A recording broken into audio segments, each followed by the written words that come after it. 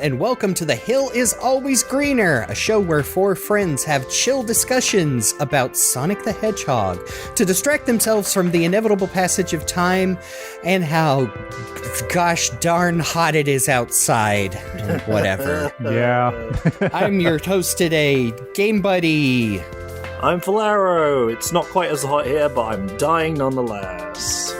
I'm Rot the Jake. The heat index is 109 today. Oh, no.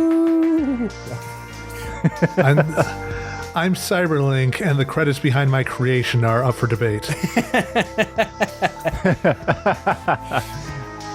Well, if that little cheeky reference isn't enough, and it probably wouldn't be unless you were looking at the outline like I am, which you won't be, we are having another listening party today, and this is a big one. I think this might have been one of the original concepts next to Sonic CD, where we were like, you know what we should do? We should sit down and listen to all of the different musical track variants from different Sonic games, and today we are doing the grandpapa granddaddy of controversial Sonic music replacements.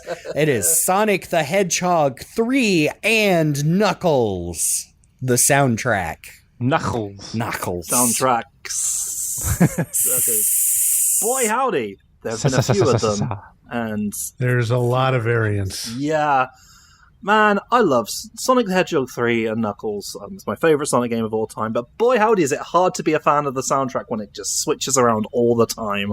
You're a fan of a soundtrack. Yeah. I know. I feel like I know we have gone into depth on this in early episodes, but I think, Luke, will you give us a quick recap of the most well-known actual, like, confirmed facts and not playground rumors on this soundtrack before we dive into it? I mean, when it comes to Sonic 3 and Knuckles soundtrack, there's no way that some playground rumors might not get mixed in at the same time, because there's so much that we don't know for sure that I can't verify that our understanding of this is not going to completely change again within the next couple of years. But I think that the parts that we're more or less certain on are after, Sonic 2 is finished, it's like, okay, well, we're going to start work on Sonic 3. We're going to bring back Masato Nakamura because we obviously did Sonic 1 and 2 soundtracks. Except right around that time, Dreams Come True hit it big, and he's like, hey, I'm a big star now. I'm going to start charging more money and ask for bigger residuals on my soundtrack. And they're like, let's do this one internal. Mm-hmm. As is often the case, it always comes down to money. And thus, the Sega Sound Team was born. Could you hear those air quotes in my voice? Yeah, so the original intention was for the soundtrack to be done internal. Like, we know two of the composers that were on board right from the very beginning were Tatsuki Maeda, who we talked about during our Sonic 3D episode, and then Tomonori Sawada, who is well known for a lot of other soundtracks, including like the ones I immediately think of are he did some of the music. He did a lot of arrangement for stuff like Daytona USA, Blazer Drive, a couple of Jet Set Radio tracks. I believe he did the Crystal Egg Zone theme from 8-Bit Sonic 2. Ooh. Yeah, he's another one of those like old school Sega Sound Team guys that has been, working on stuff for years and years and years. But it was basically those two right from the start.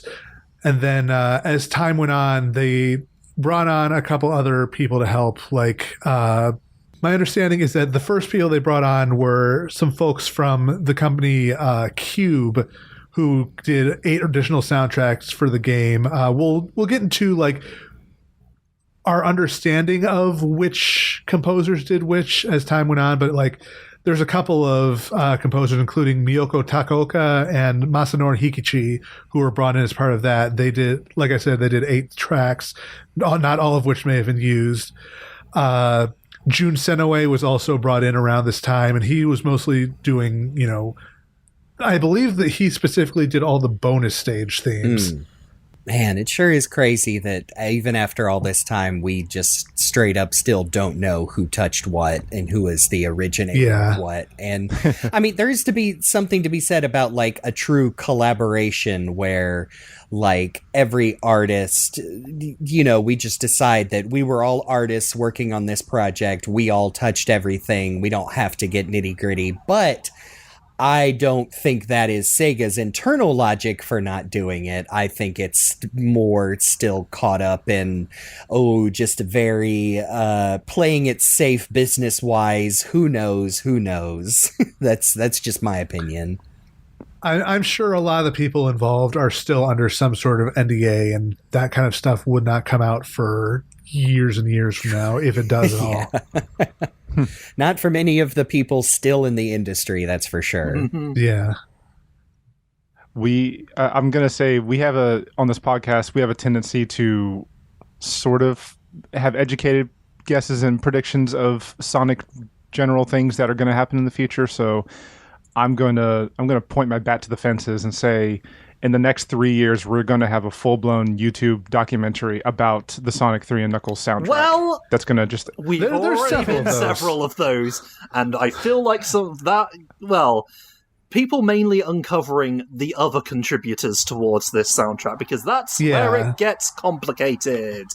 Yeah, and I will say, right off the bat, huge shout-outs to Sonic Retro, who've been doing the detective work trying to figure this stuff out for years and years. Definitely go check out their wiki page on the Sonic 3 and Knuckles soundtrack, because it is in-depth, let's say. But the main thing that people remember is that around late 1993, the company was like, let's get Michael Jackson and his sound team to contribute some tracks. Basically, they had already worked with him on stuff like Moonwalker. He was a big Sega and Sonic fan, so they're like, yeah, no, let's do this. Allegedly, did not actually get paid for anything and just said, hey, whatever percentage of profits, go donate that to charity, which is cool. But they understand, this is the part where things get complicated, because, some people say that he was very involved with the process and that like he would write songs based on basically like seeing visuals of the stages, but then also members of his sound team, particularly Brad Buxer, were heavily involved. But then, later on, Brad said that, yeah, he was more or less the lead on the project and Michael's involvement was much, much smaller. And Michael was, uncredited because he wasn't, super happy with the ability for the Genesis to recreate some of the compositions in terms of just general sound quality. But, and then, other people say, oh, actually he wasn't credited because of the troubles. Yeah. But it's all just very, very messy, and I'm sure we will never know the true kind of, deep dive who did what and who contributed what where. But, if you listen to a lot of those tracks that are generally assumed or confirmed to be made by his sound team, you will recognize a lot of very similar kind of riffs and melodies and stuff like that. Maybe even voice samples. Who knows? Maybe even samples. But the main thing is that because of all of that, Sonic 3 and Knuckles was not available for a good long time after roughly mostly after 2010 or so, but even in some earlier capacities, like mainly after Jackson passed away in 2009. I think that was kind of the turning point where stuff just stopped being available.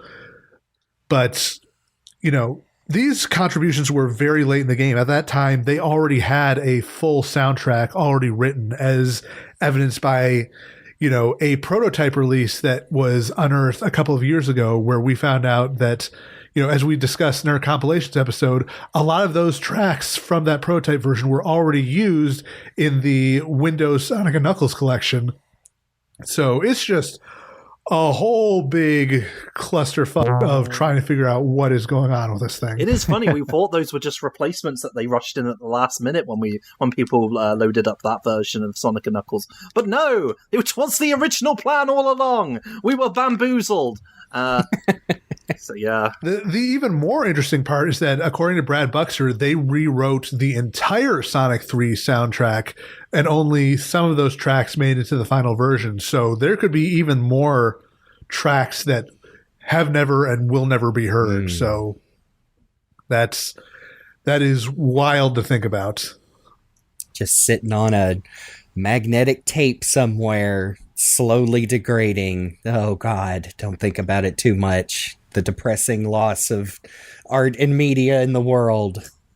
Yeah. I would never I wouldn't say that it's never going to happen though, because I never thought we were going to get the prototype version, That's the one we saw in the magazines, and we were like, oh, it's finally been unveiled. So who knows what could get dragged out of the offices of Sega one day. Yep. I never thought that we would learn it was Brad Buxer. It's not a 0% chance, but it's like, sub 10%, I would say. Yep. To say, look, it's nothing new. We have plenty of criticisms for Sega as a company. They have been, I don't know, at least on the outside, they seem to be maybe changing how they handle certain things internally. So maybe they won't be so precious and guarded about history of their most popular mascot franchise, and we'll see. Can only hope for the best. I'm sure there is probably some legal something or other that is preventing the full story from coming out. Yeah, whether it's your standard NDA or literally a if you ever release this, it triggers our lawsuit trap. Yeah. You've activated my trap card. Lawsuit. I think it makes most sense to, because of the fractured nature of our understanding of who composed what, I think it makes the most sense to kind of discuss that as each track comes up. Mm-hmm. And just go with the information that we know. Oh, and you also get to listen to the Sonic Origins versions of some of these tracks. So that's the official Sonic soundtrack for certain tracks in Sonic 3 now, is the ones on the most recent compilation release. So we're going to also cover those. Oh boy. Yep. Just so quick. Yeah, it's so, not to look, I guess I'm just to get out ahead of it's one of those, we just went through this with Sonic Superstars, where we're like, this soundtrack is good. I wish some of these tracks sounded different. I was just vamping before we started recording that I don't have the musical vocabulary to say okay, this song itself, the composition, is good. Is it I just wish the arrangement sounded better. And I'm not gonna hang that all on Mr. June sent away. We don't know the process of the music for Origins, whether for some reason they couldn't just use the original prototype. Did they have to go even further back to when the songs were first written? And I don't know. We just don't know. But before we get to that section, I just kind of want to say, it is what it is, man. I don't have the answers. I don't know if people are nice enough, or there's almost no way to ask if someone had the opportunity. How would you ask Jun Senoway, legendary composer, just why? Without sounding kind of like a dick. And then also, the prototype tracks aren't necessarily how they might have sounded on the original hardware, as I understand it. These are basically emulated tracks that sound a bit nicer than they would on a Mega Drive or Genesis, apparently. So we can't say, this is just what we've heard. This is how it was presented in the ROM that we all illegally downloaded, let's be honest, and it's fine. I even, I might have to link the video in our show notes. It was someone who had every comparison possible with including the Origins versions. I think the order goes, the prototype, the Sonic and Knuckles collection MIDI, the versions that were in Sonic 3 Complete, which was someone arranging it on Genesis hardware that also sounds different, and then the Sonic Origins versions we got, which of course, like you said, are different, like a lot of the music on that, which it is like higher quality than would have been possible on a true hardware, but that's just the nature of that collection, and it's very interesting. I actually waded through the comments in that, and there were a lot of like very people who knew what they were talking about, basically saying the same thing. Like, it just throws a whole different wrench into your perception when you have actual Genesis hardware involved. And I think like what it comes down to here is what we've done up to this point is like basically splitting between two soundtracks. That's the main way we do this. Is like, here's one soundtrack, here's another. This time around, it's just going to be a big old grab bag of things, because that's just how confusing this is. So yeah. We're going from the Sonic 3 official release soundtrack, the Sonic & Knuckles official release soundtrack, because there are different songs between those two games, one of the MIDIs that came in the PC collection. I've gone for general MIDI, not the FM synthesizer versions, because I think they sound slightly better. I'm sorry if that's not accurate. I just used to general MIDI. The prototype versions, and finally the Origins versions, and a few of those are original to each version of the game. You sure you don't want to throw in the Pocket Adventure version of those tracks too while you're at it? That's the ultimate version of this, for the ultimate DLC version of this episode. Not the same game, doesn't count.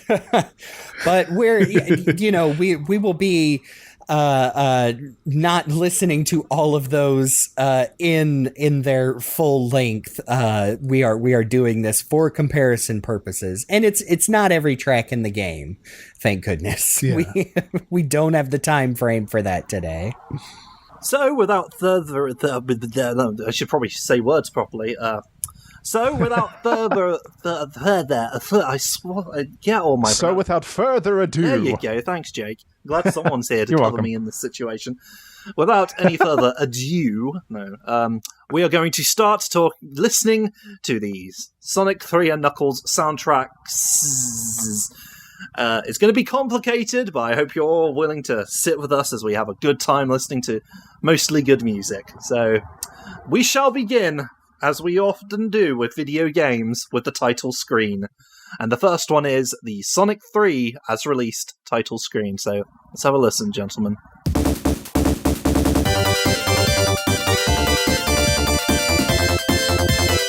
Oh yeah, that's the stuff. So this one we do know for sure was Tomonori Sawada. Mm-hmm. Very peppy, very high-pitched, very high energy. It's, because this is them coming, like, they're having to be like, we need a new Sonic theme, because we don't have the old Sonic theme anymore that everyone associates with Sonic. So they had to come in strong, and Sonic comes in strong. He's bashing right into the screen as he does this, and I think it suits it well. As that giant 3D Sonic like rushes towards you.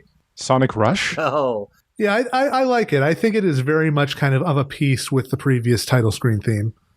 Pretty strong synths, but yeah, I like it. And of course, we have the second title screen, which is the one for Sonic and Knuckles, but it's also the theme of Sonic 3 and Knuckles, unless you're playing the Origins version, in which case it uses the Sonic 3 one again. Cool. Anyway, let's do that one.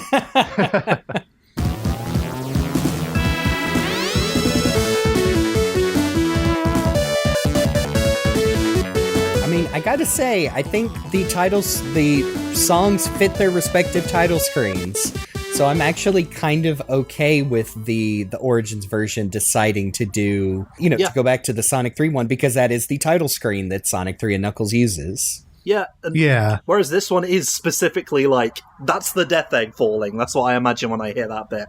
Yeah, it syncs up so well with Sonic and the Death Egg dropping down that it's like, it's hard to listen to that without having that context. So I think it's good that Sonic 3 keeps Sonic 3 and Sonic and Knuckles keep Sonic and Knuckles. Yeah. This is another one we know for sure. This was composed by Howard Drawson. He's the guy who sort of came in and did all the bespoke Sonic and Knuckles-y bits, I suppose.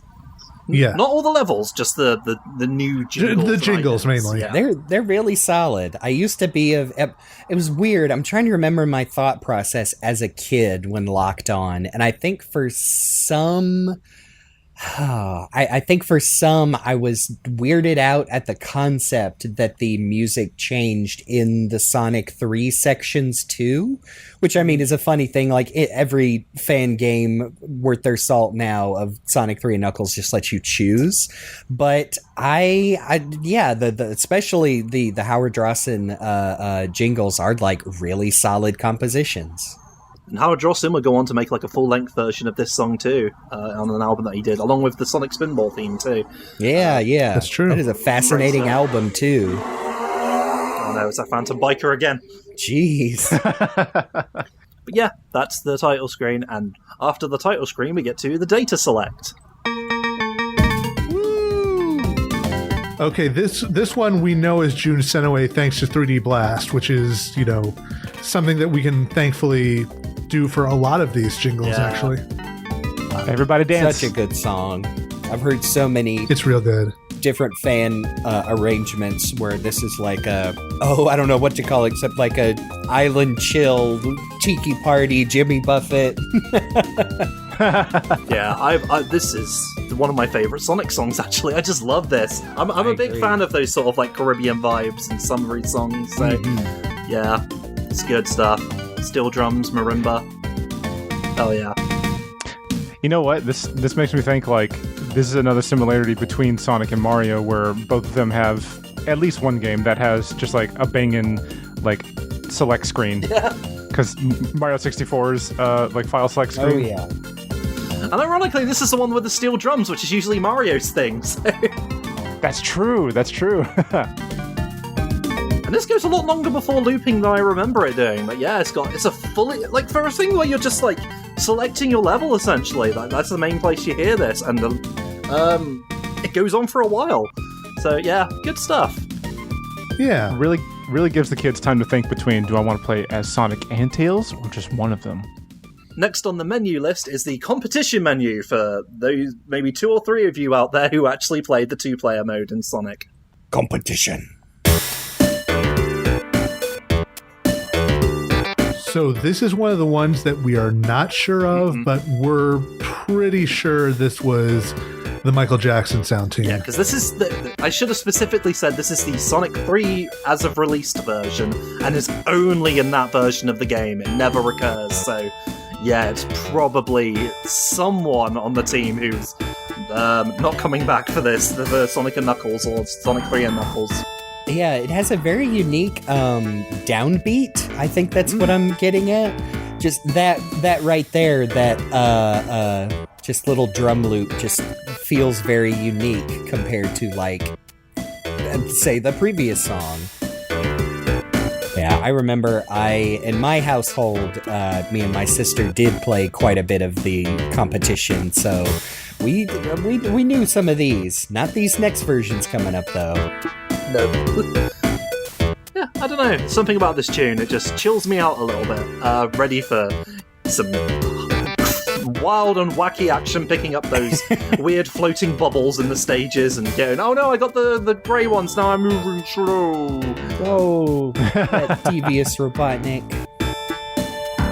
Took Sonic's shoes off in canon and replaced them with slow ones like in Sonic Labyrinth. That's the actual story. Anyway, here's the different version that we heard in the PC Sonic & Knuckles collection, General MIDI.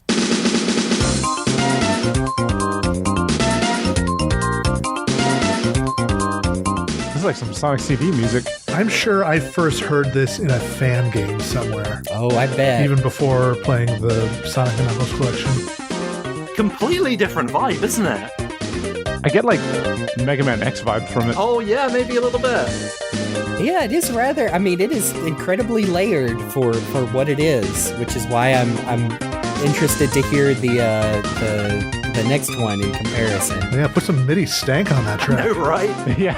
I think I've shared before that when I tried to install the Sonic 3 or the Sonic and Knuckles collection plus Sonic the Screensaver, it blue screened our Windows 95 PCs, so I'm rather unfamiliar with the music as a whole. I only heard it after the fact. I mean, such is the nature of Sonic. Everything becomes blue sooner or later. They just went too hard with this MIDI, that's what it was. But here's the version that we would hear in the prototype version of Sonic 3, which I suppose, did it let you get to the competition screen, or was this just something people accessed from the sound test? Either way, this is what it sounds like.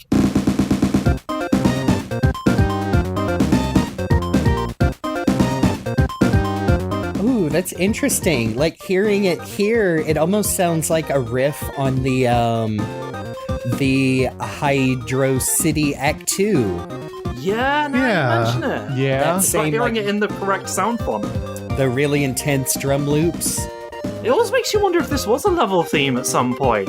Like we had with our Sonic 2 situation, you know? Like y'all said at the top, like they literally had more music than they knew what to do with at the end of the day.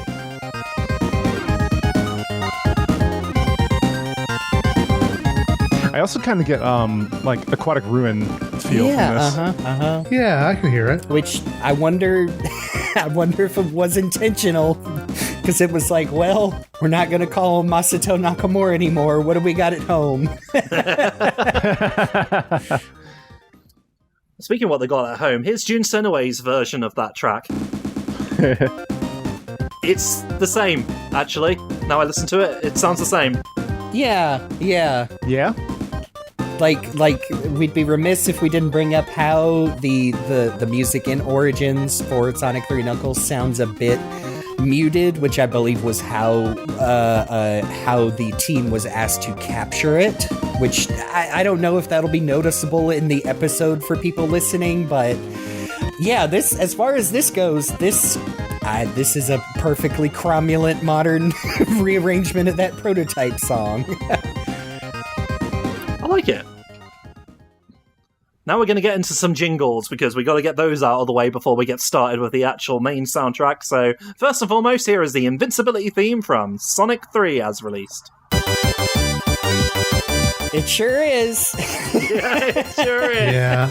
My blood sugar is low, gonna eat a cookie. I wish it was more than a 6.5 second loop. I think even as a kid, I was like, this is a bit much. It's fine. Yeah. It's just, I think, just like the title theme, it's a bit strong, and it's already over. I would much prefer, I think you could do something with the title screen melody that was just more pleasant. Part of the problem is like, in the original release, Super Sonic tends to have the Invincibility theme as opposed to his own bespoke theme. So you're going to be hearing that a lot. Yeah, that's immediately what I go to. It's like, okay, Yeah. I'm going to transform into Supersonic. Is it worth it because of that theme? Well, on that note, let's listen to the Sonic & Knuckles version of the Invincibility theme.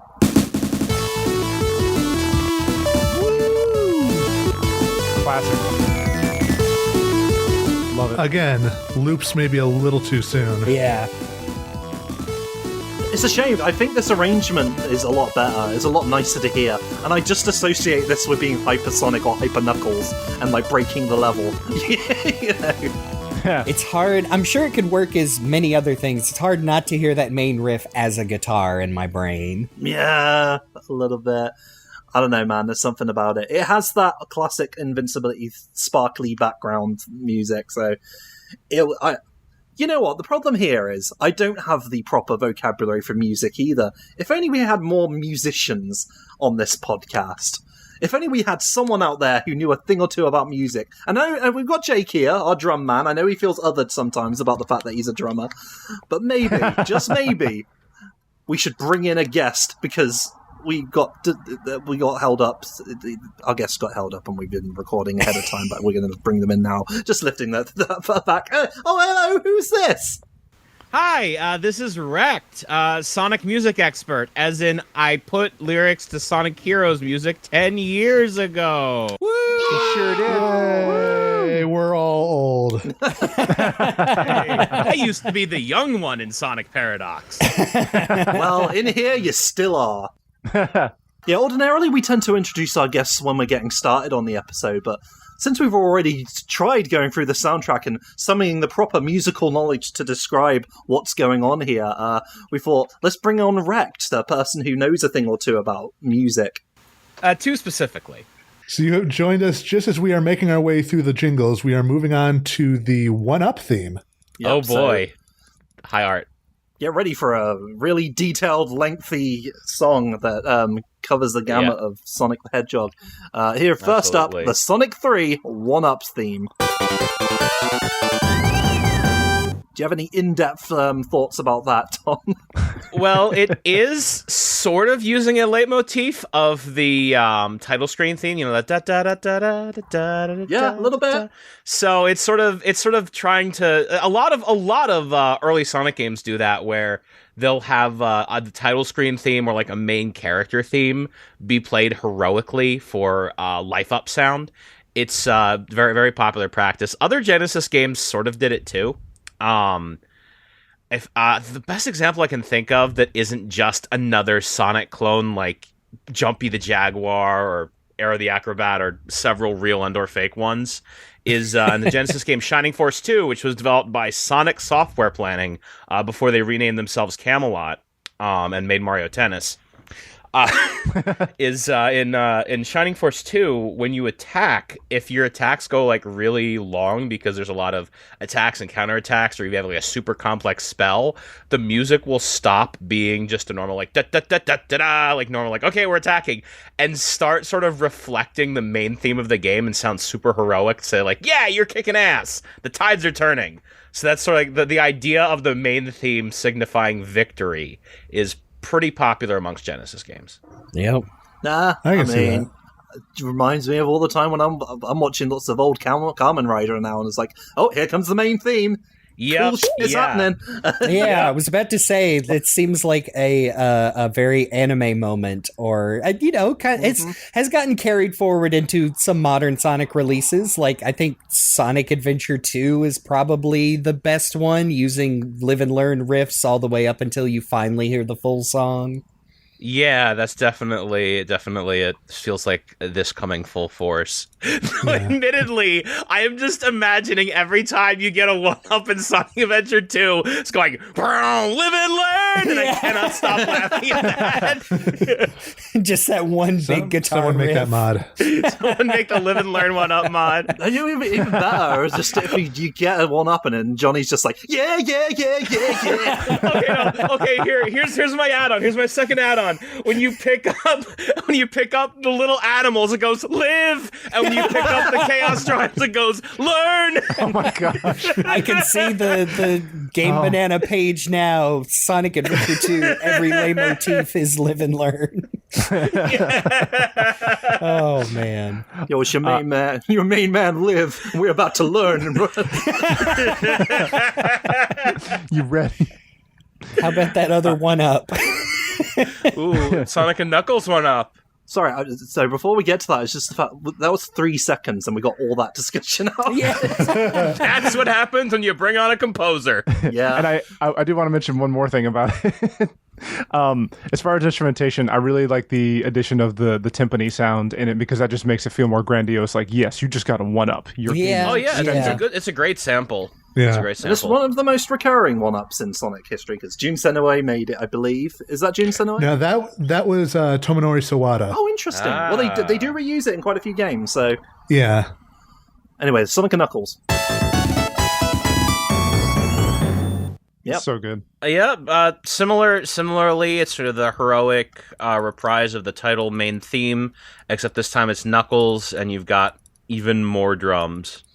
Yeah, I think I'm just realizing a lot of my personal preference is I like the Sonic and Knuckles riffs on the jingles a little bit more, because they are a little more, I guess, bombastic and not as good as these samples are in the Sonic 3 ones. They're not as high-pitched, I think. I really like the Sonic 3, the title screen, the main riff. I don't know. And again, this is just my personal preference. I don't know if they translate to the little jingles well. Like we were just talking about the invincibility / supersonic loop that is only like 7 seconds before it loops. Yeah. I think for me, like, part of it is I'm more biased towards the Sonic and Knuckles ones because I'm mostly playing this game as Sonic 3 and Knuckles together, and those are the ones you're going to hear in it, so... Now, you see, I'm that freak that grew up with Sonic Mega Collection and only unlocked Sonic 3 and Knuckles way, way later, so they're of that's the way they set it up to me. How many times did you have to play it before they were just like, wait a minute, there's another game on here? I think like 40. No, like seriously. It's ridiculous. Like, so long. Yeah, it's an absurd number. I've talked about this before. The first Sonic game I ever played was the worst way to play Sonic 1, and I'm not talking about Sonic 1 GBA. I'm talking about Sonic 1 on Sega Smash Pack Volume 1 on Dreamcast. Oh, no. We've talked about that version. I was at science camp, and all the kids were playing Dead or Alive 2 and literally gluing their eyes to the screen looking at the boobs. And I'm like, I want to play this one instead. I put it in and played Sonic. I'm like, wow, it's so fast and there's rings. And then for the next year, I would not shut up about wanting to get Sonic, but I got a GameCube, so thank God I got Mega Collection instead. There you go. And all this time it was like you were playing with like weighted training gear because it's like Yeah. you didn't realize how good it could be when it was. I was like, oh not my shit. God, it's even better. Anyway, we're going to finish this act now because here's the act complete theme.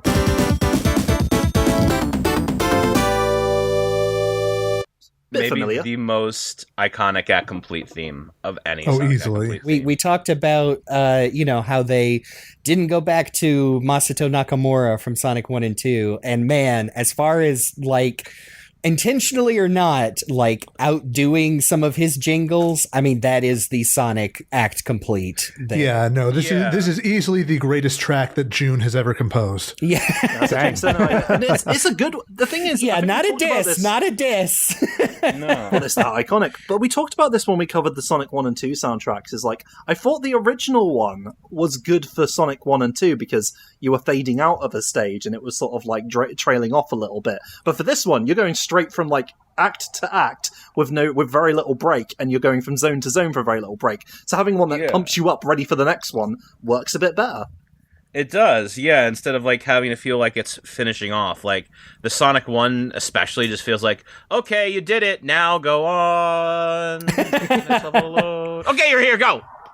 I think it speaks to the sound design of Sonic 3 Knuckles 2 that you assume that the score tally and cash register sound is built into the music, but it's not. It just goes with it incredibly well. Yeah. Yeah, no, it's just very well synced. It's like technically, if you ever played Rayman, at the end of the level he goes, yeah! Da-da-da-da-da-da-da. Technically, that yeah is not part of the track. That is a sound effect. But you hear it in your brain. Yeah. Oh, we're back to versus mode, huh? Okay. Well, what we've got here is a bit of a complicated one because this serves two purposes. One, it is the continue theme. Two, it's the competition results theme. And I suppose three, it's also the sound of plugging in any old Mega Drive Genesis cartridge to Sonic and Knuckles because you're getting that No Way song. So get ready for this. Oh man, I love this song.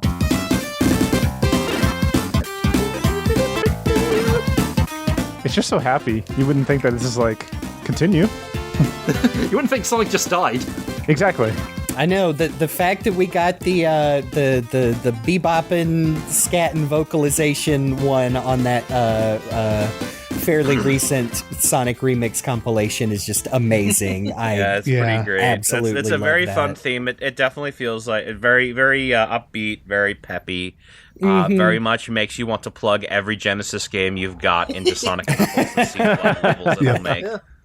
For some reason, when I was a kid, I often thought if I got the Sonic cartoon I wanted, which was basically a shit Super Show version of Sonic, that's like the end of the episode theme. Like, they're just beating Robotnik and they're going off into the sunset. But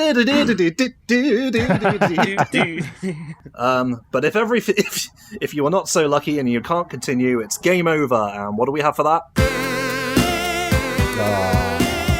Party music. This is the sound effect for when you get food poisoning in the Bahamas. After the first buffet on the cruise and you realized you've made a terrible mistake. Yeah. So we do know that both of those tracks were done by Jun Senoue. So again, those are among the few that we are 100% certain on. Jun Senoue's good, lads. Sorry, we need to say this sometimes because recent evidence sort of like makes us doubt that, but no, he's good. He's great with working with an actual Genesis and terrible pretending to work with an actual Genesis. Unfortunately. He's just, there's something in the universe that has his soul bound to that FM synth. Yep. And that Sonic 1 snare. Jun Sinaway is the Kinect. He's actually good. Call back. Reference to people who listen to this podcast. Hello out there. Anyway, time to cover the special and bonus stages. So first off, it's the one for all those perverts out there. I'm looking at you, Jeremy. Woo! Now we know about this song, don't we? Yes, we do. We know its current origin. Yeah, this one is probably the most interesting one on the track because, as we know, this one was reused from the unreleased Sega Sonic Bros. Arcade game. I wasn't entirely aware of that. Sega Sonic Bros. Is fascinating to me, honestly.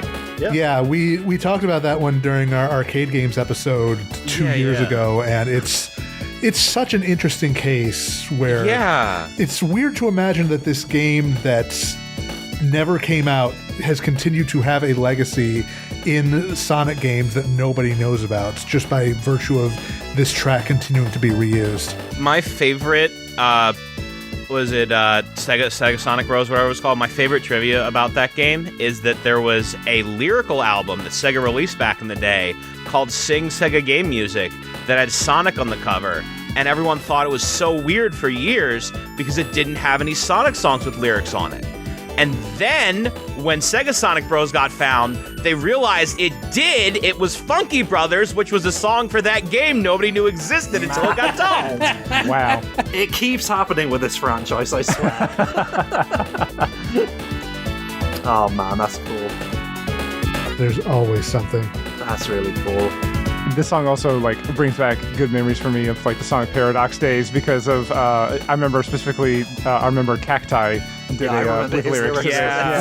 Oh, I remember what it was. Nobody knew because they said it was from Teddy Boy Blues, a random Master System arcade game. Oh god, there we go. I'm gonna have to listen to that soon.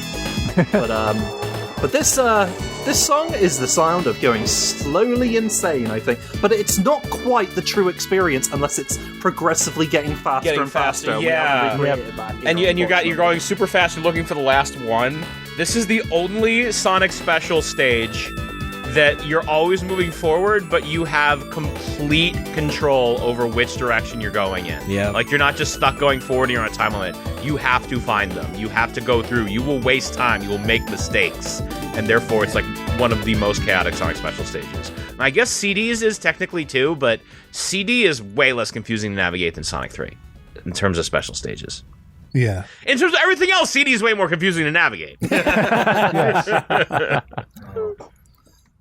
I love that song. It is if you were the kind of person who did actually play the Blue Spheres with Sonic 1 on top and you were just playing constant different variations of this game and you started imagining them in your head and in your dreams like I did, the maniac I was, it is the sound of losing all control despite all of that. I remember unlocking Blue Sphere because that was another thing they decided was its own game in Sonic Mega Collection. And I was screaming at my parents. I'm like, guys, I got a new game. And they're like, what was it? Blue Sphere. That's great. Can you imagine though, not knowing? You unlocked it, and you're like, oh boy, another Sonic game. What do you mean, no way? I want to play it. Yeah, no, I think it gave you instructions on how to actually make it work in the game. They predict that. I think the only ones in that compilation that weren't Sonic games was you got Flicky and Rystar. I think Vector Man was on Gems. And Flicky is almost tangentially Sonic, kind of. Yeah, kinda. Yeah, Flicky and Ristar are the only ones in the North American version. Comic Zone and the Ooze were in the Japanese version. I spent so much time trying to unlock those goddamn games as a kid. I'm like, why can't I get them? I keep on playing Sonic 3 and nothing's happening! Oh yeah, sorry. Jake did point out you did call him Rystar, which means One Chop Monkey Man is out for your head officially. He's a sleeper agent. I'm just used to calling it that. Me too. To be fair. I know it's wrist star because he grabs things with his wrists. God, and I'm just thinking about the fuel prototype that got found recently. I'm so mad it wasn't the creepy rabbit thing. It was just the regular Rise Star with the fuel title screen. Okay, is this officially a gumball machine? Is it not a original gacha? It's often called the gumball machine in the West, but we all know it. I'm pretty sure it's a gacha. Yeah, it's a gachapon. So anyway, let's have a listen to it. I love chewing on 10 rings. Yeah. The first bonus stage, specifically in Sonic 3, not in Sonic and Knuckles, I believe, but then in Sonic 3 and Knuckles you got all of them, so whatever. It's really funny that this is like almost exactly the same song as the Sonic 3D Blast special stage, Very similar. which is also exactly the same song as level 1 of Super Fantasy Zone. Oh, I don't think I knew that connection. I always like this one because I feel like specifically Sonic 3 and Knuckles, this one always felt like a reward. Because I think, isn't this the one if you have 50 rings or more? And it's just fun bouncing around. And I think this song perfectly reflects that. It might be your first time getting those cool elemental shields, so who knows? Yeah, I mean, I remember getting the Thunder one a lot more often in the special stage than actual levels. Because, the fire and water ones are often very situational. The Thunder's just like, oh, here's the thing. Have fun. You can double jump now. It goes, meow, and shoots little sparks. And you always wish the sparks would kill the enemies, they never do. But that's Super Fantasy Zone Picnic is literally the Sonic 3D Blast special stage. Yeah, Sega used to do that a lot. The craziest one to me is that it doesn't matter from Sonic Adventure 1. It's just a random theme from their arcade game Quartet. Oh, yeah. I've heard that comparison. Yeah, no, it's Sega reuses their tracks, it works. Now, this next one, I think mostly associated with magnetic orbs. This track has a name on certain rearrangement albums. I can't remember what it is. It's quite funny. Ooh, that's a really bouncy bass. Very, very traditional, sort of jazzy, almost like rockabilly, like prog.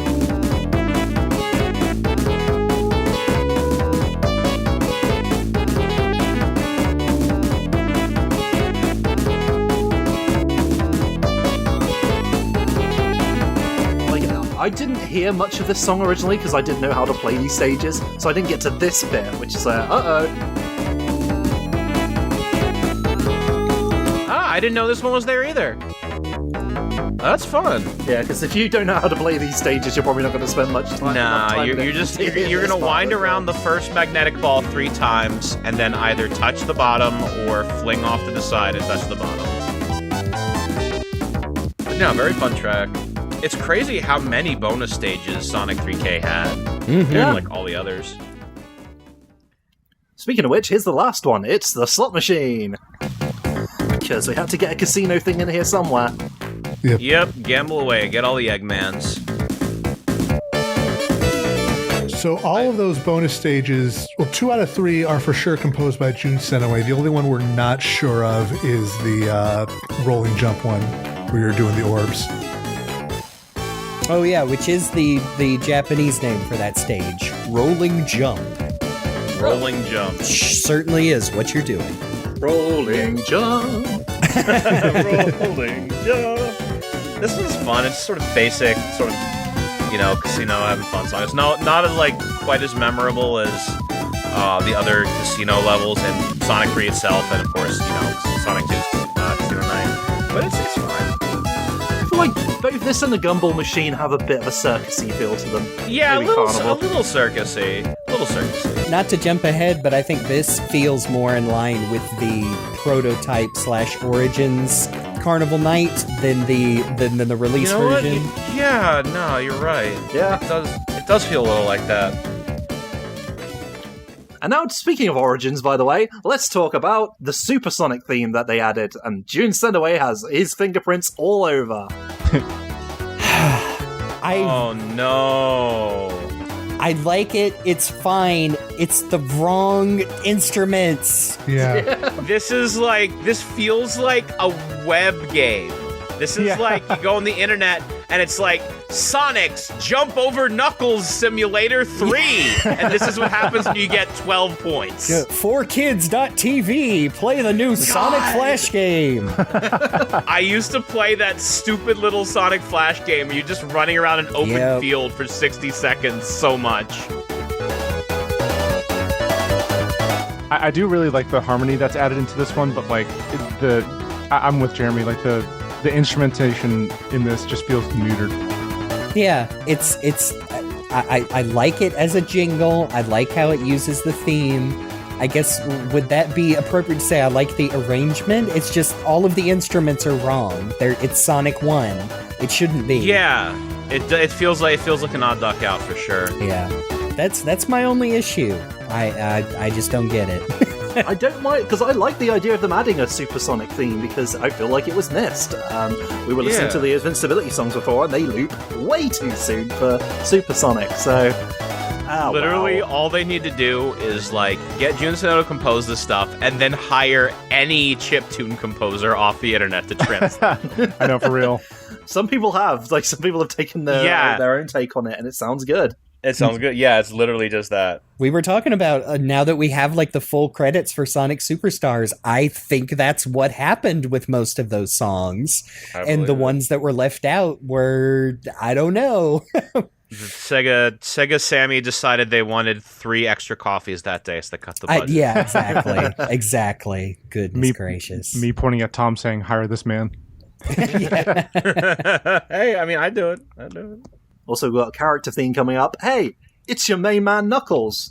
Knock, main knock. man Liv. And this is the Knuckles theme from Sonic 3 as it was released. I love that. It's so good. Classic beat. It's a great little loop. So much and so little at the same time. Yeah. And it does, I mean, I think it does convey, again, like, here comes Knuckles, he's a little stinker. Yeah, it definitely conveys it. It's almost like sort of, it's got that sort of hip-hop beat to it. It's like, watch out, here comes trouble. He's like, feels like he can't be tamed. And all the same, from a storage space-wise, this thing would be murder if the samples weren't already being used for other songs. Yeah. Way to reuse those samples. Like, I only think I fully recognized how insane sampling was when I discovered the MS-DOS version of All Dogs Go to Heaven, which came on 6 floppy disks, for some of the worst sampled sound I have heard in my life. Oh, I think I saw an interesting example of that. It was a video going around Twitter of the Capcom logo jingle sounds different in a ton of games because they didn't have the space to dedicate to the unique samples for the Capcom logo. So it just sounds different depending on the game and the music. And I thought, that makes a lot of sense, actually. Yeah. They also didn't have to on the Neo Geo because the amount of Neo Geo space you can have is as much as you want. Yeah. But they still did that for a lot of Neo Geo games. You'll That's cool. put up an 80K or an SNK game or like some random third party and they'll always sound different. By the way, just at the very end there was one added voice sample. I don't know if you heard it. I missed it. Right near the end there. There we go. Yeah, and again, that's a sample that's already used, I believe, in the first boss theme in Sonic 3. Oh, yeah. Mm-hmm. Also, as a drummer, I appreciate that it's just all percussion in that. Yep, no, it's an all percussion track. I mean, they can work. Also, I'm assuming that was an unknown track that was probably a Buxer MJ team. That's almost certainly a Buxer MJ track because it reuses the beat from Blood on the Dance Floor. Yeah. Yep. No, absolutely. Absolutely Buxer MJ. And now for Knuckles' theme in Sonic and Knuckles. This is also so good. This is another draw. This is a Drawson, and it's hard not to think of this as Knuckles' theme because of Sonic 3 and Knuckles combined. Yeah. Yeah, I think with this one, it conveys less of an here comes trouble, this guy's no good news, and more like this mysterious guy is up to something. Yeah. I feel like this fits does this play during the unique little Knuckles cutscene at the beginning of a Sonic 3 and Knuckles run before the bomb drops? Yes. Because this feels more like a heroic Knuckles theme. Like, yeah. This is when they decided that he's not just a villain, and now he's a real cool guy. It's very funny that they have a very sort of they kind of set him in almost like traditional, almost like African jungles like later, and then you've got this dun da da da da, which is the most Japanese theme possible. Yeah, it really does. Yeah, it feels like a fusion of, like you said, there's a lot of African influence. I mean, we know Knuckles was had Caribbean influence, Australian, lots of stuff. It's every country, just every country. A really great melting pot. Our boy Knuckles. And a bit of British because of Idris Elba. So. Yeah. It's true. A bit of British, just enough. He's a man of the world. Yep. We keep saying that Sonic is like America, but Knuckles is really America. Yes. Knuckles is very aggressively American. But then we got to the PC collection, and all of a sudden, Knuckles had a different theme. And this is how it sounded in General MIDI form. Uh-oh. Oh, it's that little stinker Knuckles. This is the sound effect for Dr. Robotnik's mean fart machine playing. This is what he turns it on. It's not a killer robot, it just generates farts. Knuckles is gonna steal your wallet and pull your pants down. Yeah, definitely more like, uh-oh, mischief, but less like serious or like playful mischief, like the drums more just like, here is the bad man, he will use bad hands. Yeah. That's what they call This is how it sounded in the prototype release. Well, not release, but you know. Again, this is generated on the ROM, not necessarily on hardware, so we don't know if this what it would sound like in the actual game, but yeah, know, it's cool. it's fine. It's not Knuckles, but it's fine.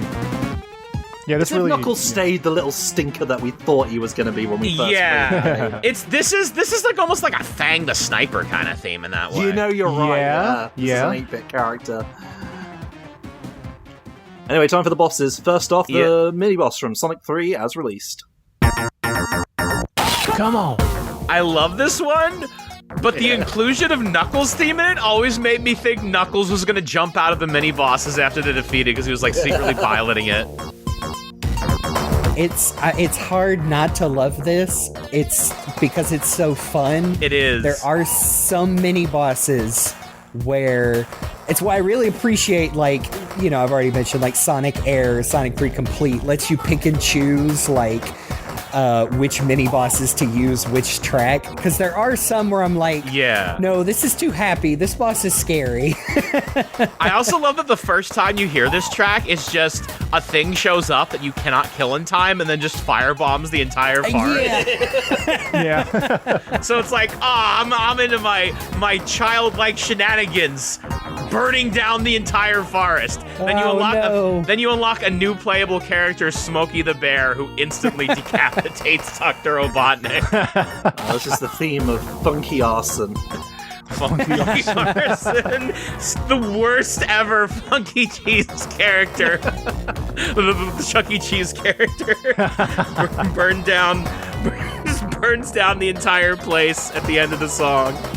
And then the scary version from Sonic and Knuckles. Ooh. And now it's time. Speaking of Sonic and Knuckles, yeah. This one definitely feels a lot more like actual dangers going on. Yeah. Yes, the stakes are higher. Yeah. I love that that just up and down in my left ear. Yeah, there's a lot of fun stereo work on this. This was Genesis games always had the ability to do stereo from the beginning. There's literally a headphone jack output on a Model 1 and a volume slider, which is very unusual for a console. Yep. I believe it's the only major gaming console in history to have an aux jack and a volume slider on the console. I believe it. That's why I still want a Model 1. And then the crazy thing is it outputs mono. So if you wanna output stereo, you either have to run it through that aux cable, or you have to stick a 32X in it, and then the 32X will use a Model 2 connector, which has stereo, which is what I do. I like that one. Like I said, that one is much more dire, and fits a lot of...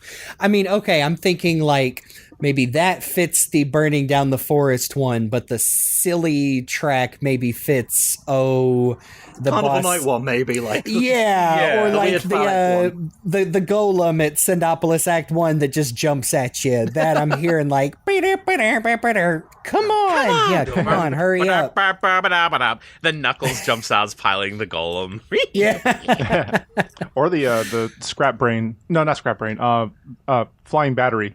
Oh yeah. To be entirely fair, the golem was one of the only mini bosses I can actually imagine Knuckles piloting because it ties back into like the ancient island heritage. Yeah. Let's create some lore here. But I did know, I got the impression that this was always going to be like in Sonic 3. And the reason I thought that is, I might have mentioned this before, but if you get like on the, if you're playing Sonic 3 vanilla and you go against like the Hydra City boss, mini boss I should say, and you get like the drowning music, when you pop back out, it starts playing this version of the track. Oh yeah. So it's like they hadn't dummied it out just yet. Oops. It's interesting. Mm. But speaking of bosses, it's time for Robotnik. Main man. Yeah. This is a good one. Coming right off the heels of the Sonic 2 one. I love this. This one's very fun. I know, this feels like I don't want to be cynical and say like, yeah, they had to replace it. This feels like an evolution of that Sonic 2 Yep. one. I want to say the stereo mix is very funny because they just, almost everything is mixed center except for the Yeah. it's just mixed all the way far pan on the left and right. It's good stuff, man. No, absolutely a solid track. I always love it when the boss comes floating down from the ceiling and it matches up with that first. It's like, here I am. all I can, like, because I've heard it the most, all I can think of is the stupid spinning water one that goes on for. Yeah. Oh yeah. But this is the theme of Robotnik Eggman, whatever we call him, smashing through the waterfall to be like, haha, here I am! You weren't expecting me to be in something blue this time, were you? Yeah, exactly. Oh, that was a pretty iconic appearance too. But now we're just going to quickly cover the multiplayer stages, because they're pretty fun. Starting with, out of the A, B, C, D, E list, is Azure Lake. These are all really solid, and I don't know if it's just the nature of the verses just don't sound like a lot of other tracks in the game at all. It's true. It is a little weird hearing the original Genesis version again after having just heard the 8-bit version, Pocket Adventure. Oh yeah, you're right. This one, it feels like a lot less like a traditional level. All of the versus levels do feel a little more competitive, a little bit less like it's trying to establish a world and more like it's trying to like say, okay, get to the end, let's race. These are like little things in a theme park, you know. Yeah. That's what I imagine it in. And to be fair, one of them looks directly from one. As someone who's literally been studying so much theme park music, because I've been working on a game called Indigo Park that blew up recently as one of the main composers. Yep. So I've been studying so much theme park music because we're updating a lot of the game with more like stuff like wait line queue music and stuff like that. Obviously, we're doing more chapters. So yeah, no, you're right. This absolutely does sound like a theme park song. And the most theme parky of all is Balloon Park. Oh yeah, this is Dr. Robotnik's Crazy Coaster.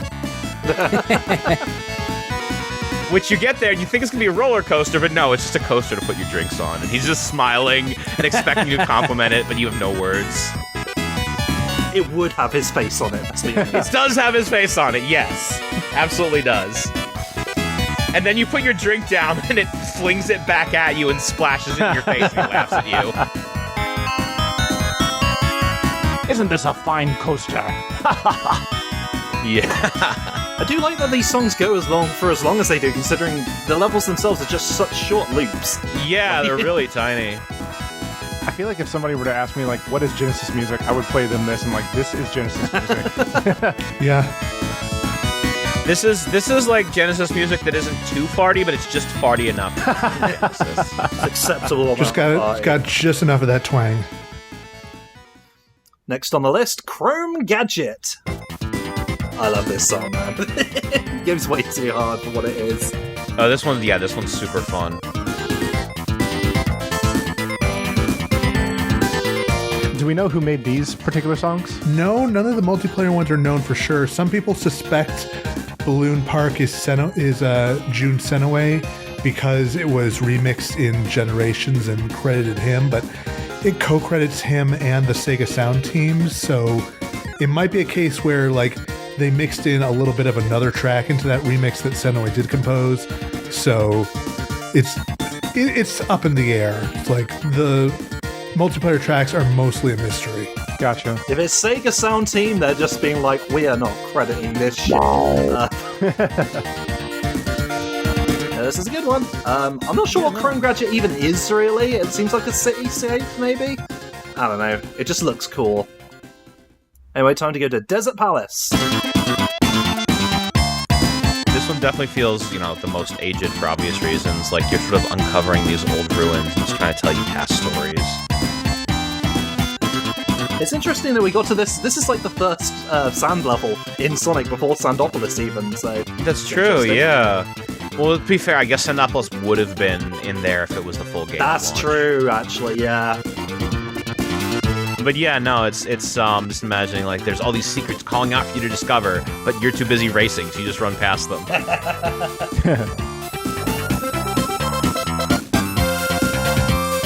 Almost got that sort of gumball machine, like, bonus stage feel to it in this part as well. Yeah? A little bit, yeah. That's on Sandy Gumball.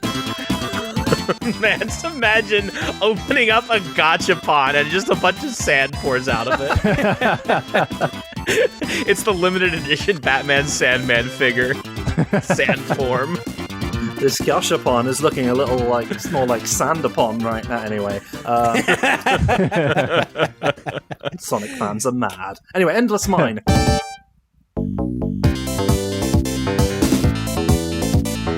This one's probably my favorite of the race themes. I know, it's really hard not to love that stereo panning. Yeah, and then it comes in. I love the mix they did with this in Generations. Yes, I think that's what everyone thinks of. Got no other This, I think we've said this before, this almost feels like anime special insert music. Yeah. Or anime ending, even, like, peaceful little ending. Yeah, I just imagine, like, Rama running in a run cycle. Yeah, exactly. I always come to, like, the cultural festival was a huge success. And then this starts as the credits start coming up. Well, the Rama reboot is happening, so we're going to hear a remix of that playing after the festival. Yeah, we got to get this in Rama. The children, they crave the mines.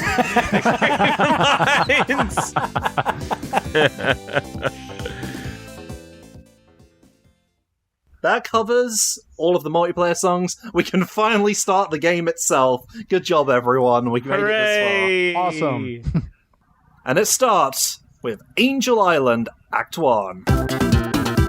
Oh yeah. So good. Classic. The theme of Sonic flying and immediately getting punched in the face by Wall Super. I always imagined that, he'd be flying through and Knuckles jumps up to punch him and his fist just gets wiped clean off his and he looks at his stump and screams. That's just how strong Knuckles really is. Yeah, he can punch the Super out of you. He caved Supersonic's skull in. I remember Game Apologist put out actually a whole video on how Knuckles punched Supersonic, and his reasoning being like, Knuckles is understands the power of the Chaos Emeralds, so he knows how to undo Super. I don't know, it was something like that. Trying to justify one of the coolest moments in Sonic, and I guess when it comes down to it, Knuckles has the power of debut skills, I guess. Exactly. He just gets the ability to look cool. Just imagining in an alternate world where the Master Emerald doesn't get stolen, he just punches Sonic with the Master Emerald and just absorbs the Super. I think the other explanation is like how you can just shoot Goku with a laser if he doesn't know it's coming. He wasn't expecting it. Fair. Supersonic was not expecting to get punched in the face, so it connected. So he wasn't focusing his super protection. Yep. These are really good though. I love these. This is a great song. The theme of Green Hill Zone in Smash Bros. Brawl. It's Angel Island. It's very tropical, very fun. I think this is, I mean, as far as we know, is a Jun Senaway, although I think he has said that yeah, go ahead, Luke. You're right. I was going to say, Jun did the remix for Smash Brothers, but he said himself that he was not the one who did Angel Island originally. But we don't know who did. Yeah. It's the nebulous Sega sound team again. Yeah. Yep. This is great, though. This is the sound of an unspoiled tropical paradise moments before destruction. Yeah, I sure hope nothing bad happens. This is very nice, very, very pleasant. You imagine people, like, passing around coconut juice or whatever, and then it happens. I also appreciate that for the drum sounds on it. It's got a 4 on the floor beat, so like the bass drum is just constantly going and really keeps the momentum up. Yeah. But I say the next one is Act 2, but doesn't this kick in when the flames erupt? I'm not sure if I remember clearly. Maybe it's a... Oh, now I can't remember either. Play it and I'll remember. Yeah, this one definitely has... It's still tropical, but it's struggling a little. I think this doesn't kick in until Act 2. I think for... As far as I'm remembering, yes, it does go back to the happy one even after the horrible napalm bombs drop. Yeah. Still in denial. This is the acknowledgement of the place being destroyed. Like, okay, we gotta stop. And they're like, oh now. Right, yeah, that. It's not like this. It's not like the Sonic CD Bad Futures where it's like everything's great, everything is in hell. But it's a little more serious. I like to picture Knuckles meeting up with Eggman as he's headed to the waterfall to ambush Sonic and Tails. Knuckles sees the flame jets on his Eggomatic, resting. He hears the hiss of the fuel, and Eggman is just like, "My God, Knuckles, did you see what Sonic did? He lit those fires." And Knuckles is like, "I can't believe this." Yeah, no, you better go drop him, drop that bridge, hit the big button. Did you see him at the beginning? He was on fire. Okay, we just imagining Knuckles like, I better put fire shields over the island. Yeah. to counteract him. Next time, I'll be the one that burns him alive, and then he shows up with the boss with the fire shield. Oh yeah, or Knuckles. This song is the soundtrack precursor to the "Everything is Fine" meme, or "This is fine." Yeah. I just thought that. I don't know if I remember, because I think I played Sonic and Knuckles first, but imagine being the kid playing Sonic 3 and being like, hey, guess what? Act 2 has slightly different music. Yeah. This is the first big example of that. It is. That's a really cool touch. I always love when the second act sort of change things up a bit. But now we go down into the sewers. It's Hydro Kitty Zone. Yeah, Hydro Kitty. Hydrosaucity, whatever you want to call it. Hydro Sausage. This one. This is one where I can't unhear the old lyrics with copious amounts of British swears. Yeah. Back in the day. I can't imagine where you heard that. Yeah, that was like, I remember hearing that, and I'm like, oh, I could put lyrics to Sonic songs. And I started doing it. Yeah, imagine that being the inspiration for your banger songs that took all the internet by storm. It's me swearing over Hydro City Zone. I mean, it is like Chemical Plant Zone and Labyrinth both screwed. Yeah, this is Love Child. I don't even know what to say about these except this is, one of my favorites in the entire combined game. And I love this. I love the second act. I love the Sonic Mania version. It's just good, man. It's not what I would have expected for a water level, but it kind of fits because Hydro City isn't your daddy's water level. This one's fast. Well, which is why I love the intro to the second act so much because it almost feels like, it matches up with Sonic and Sonic and Tails leaving the mini boss arena into the big, the giant shifting thing. It just feels like, oh, we're underwater now. Let's take a listen to that actually, and see if we can imagine that in our heads. Again, it's like sort of this more serious refrain. It always feels like Act 1 is like, everything's fun. Act 2 is like, okay, lock the hell in. Yes, exactly. Like, things are getting more treacherous, things are getting more dangerous, which is a great approach for a level that literally has to be harder than the first one. Yep. I feel like you can almost time your escape from the giant wall with where those high notes kick in. And I think that a lot of people like Hydro City's soundtrack a lot more than the other Sonic water levels from the classic games. Not just because they're great songs, but because it's the first fun Sonic theme. Yep. Arguably, that's for sure. The first fun Sonic water level. Good stuff. So good, Jun Senoway ripped it off in Sonic Superstars. But yeah, good, great track. What can you say about this one? I just like listening to it. It's good, man. It's got that sort of heavy beat. You got the sort of half steps up and down the da da da da, which is a classic sort of move to bring in tension. A lot of spy themes use that. A lot of dramatic themes will have those sort of steps going up and down at some point. So it definitely communicates that things are a little more serious, a little more dangerous. Then you've still got a lot going on melodically. You've got a lot of slides. You've got really solid chord progressions. Very diverse track. Definitely does a great job. It's good, isn't it? Yeah, Yeah, it's good. Anyway, time for Marble Garden. Aggressively, MJ. Yes. Which is weird. Actually, no, because this was composed by Miyoko Takaoka. This is one of the ones we are sure about of. it. I think it was just of the time, I guess, to make it sound this kind of. Well, yeah, I mean, a lot of Sonic music was inspired by modern pop. Mm-hmm. This is true. So even though MJ didn't make it, that doesn't mean it doesn't still sound like him. I just love that. I don't even know what to call it. It almost sounds like an alien vocalizing that leading. It almost feels like if a harpsichord was like crossed with a theremin or something. Yes. Yeah. Oh my god, exactly. And I think I've said it before. I am a defender of the the Project Chaos OC remix of the person who added lyrics and vocals. Oh my god, to yes, this Knuckle one, too. Duster. That's a classic. Yeah, Knuckle Duster. I like that, so I think of that It's fun. too. Do you know that that's the same guy that did the soundtrack for The Binding of Isaac and Super Meat Boy? No, I did not. Was that Aronofsky? Danny B! He did the original Binding of Isaac and Super Meat No Boy shit. soundtracks. Yes! That's why they're so much better than Rebirth. Like, look, I love Rebirth too much. I've probably spent more time playing Rebirth than any other video game. That doesn't change the fact that I the did original not game remember that soundtrack's he so did much Knuckle better. Duster. Yes, he did. He's the one going, I wanna know who takes your life for free. Yes. I love it. It makes it sound like an old soul song. Yep, I remember that was one of my first,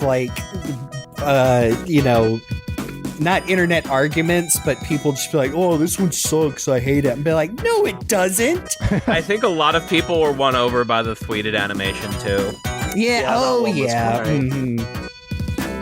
This, Marble Garden, not my favorite level. I do like this song. Yeah. Just because it's Good. so, Yeah. especially even compared to Hydro City, is much more, like you said, Hydro City is busy, but it's not as aggressive as that, and so I like No. the contrast in the Absolutely. in the Everything original release. twangs a bit in Marble Garden, and it gives it Yeah. a little bit of an edge It's a little that makes twangy, you it's think a of little all the edgy. spikes. In terms of pure level design, though, I can understand why it's not people's favorite, because it is a Sonic stage that requires you to wait and not control Sonic very often, and Yeah. it's vertical, which are the two Yeah. biggest weaknesses in Sonic design. It's the closest thing to, although I mean, I would go to the mat saying CD is a little better. It's the closest thing to a Sonic CD level in Sonic 3 and Knuckles, and Yeah. maybe that's why people get real bristly about A it. little bit Knuckles Chaotix before its time, too. Yeah, Oh, yeah. man. Also, let's go to Act 2. Again, sort of locking and get a little more serious. Yeah, not as big a difference as some of the others. It's a little more reserved, which is interesting because it feels like the party's sort of stopping a bit. Which I guess technically by the time you get to the boss, like the sun is going down. So you can kind of think of this as mimicking the way the time's changing over the day. It's pulling back a little bit because you're like, oh shit, what's going to happen? Okay, I need to watch my step here. Oh god, here comes Robotnik again. Oh wow! Oh no, everything's moving and shifting. Tails, need your help here. Oh wait, don't worry about it. Tails already scored 7 hits before he could even fly up. Yeah. Just hit him once, little buddy.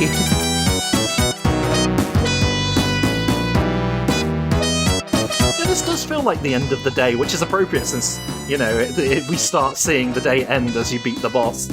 Yeah, makes sense. It's almost like the next level takes place at night.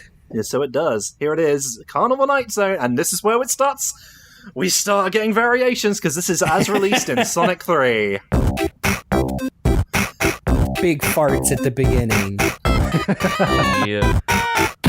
Many people who've only played these games in Sonic Origins will be very confused by, because, no longer officially a part of Sonic is this, and I don't know, it's a carnival song, that's for sure. Yeah. It really is. It might be, again, not to jump ahead, it might be the one where I think the original music might be more appropriate, but this isn't bad. Maybe it's the very big reliance on the entrance of the Gladiators riff that just repeats over and over again. Yeah. And everybody knows what, even if you don't know the name of the song, it's that's the specific name of the track is Entry of the Gladiators by Julius Fusik. Yep, which was initially supposed to be like this very heroic theme, and then it just got used for circuses. And to be fair, that shows up in not just Sonic Carnival music, lots of other Carnival music, although I thought it was funny. It's a Circus Park in Shadow the Hedgehog, also has that same riff. It's clown music. Affectionate, not derogatory. This is like a more aggressive clown. This is the clown that can steal your wallet. Clown with an edge. Don't trust that clown. Don't trust that clown. But this was not what we heard when people loaded up Sonic and Knuckles collection on the PC. Instead, they got this. Oh man, this one feels so unfinished. Yeah. Like the beat it's trying to be offbeat, but it's going so fast that it doesn't really feel like it matches itself, especially that early part. The Genesis style version in Origins is a little better. Yeah, this like I was saying, and I mean we're about to get to the prototype arrangement and then the Origins version. I think that might be the ones I prefer. Yeah, it's I'm resisting the urge to say, well, that's not fair because this is the general MIDI version. The FM MIDI sounded better, but like you said, that's not the version most people heard. So it really does depend on your computer and which one you had going for it. This, I don't know, it honestly it varies on the track if I'm being honest. Yeah. But now this is the sound of thousands of people tuned into the Hidden Palace stream having their minds collectively blown as this played in Carnival Night. So yes, it's the same song, but this is when we all discovered, wait a minute, that was there to begin with? Yep. See, this is just miles better. You can hear what it's going for. And it sounds more in tune with the rest of the soundtrack, to be fair. Yes, it sounds more in tune with this is a casino-ish Sonic level. It pairs up well with the bonus stage song.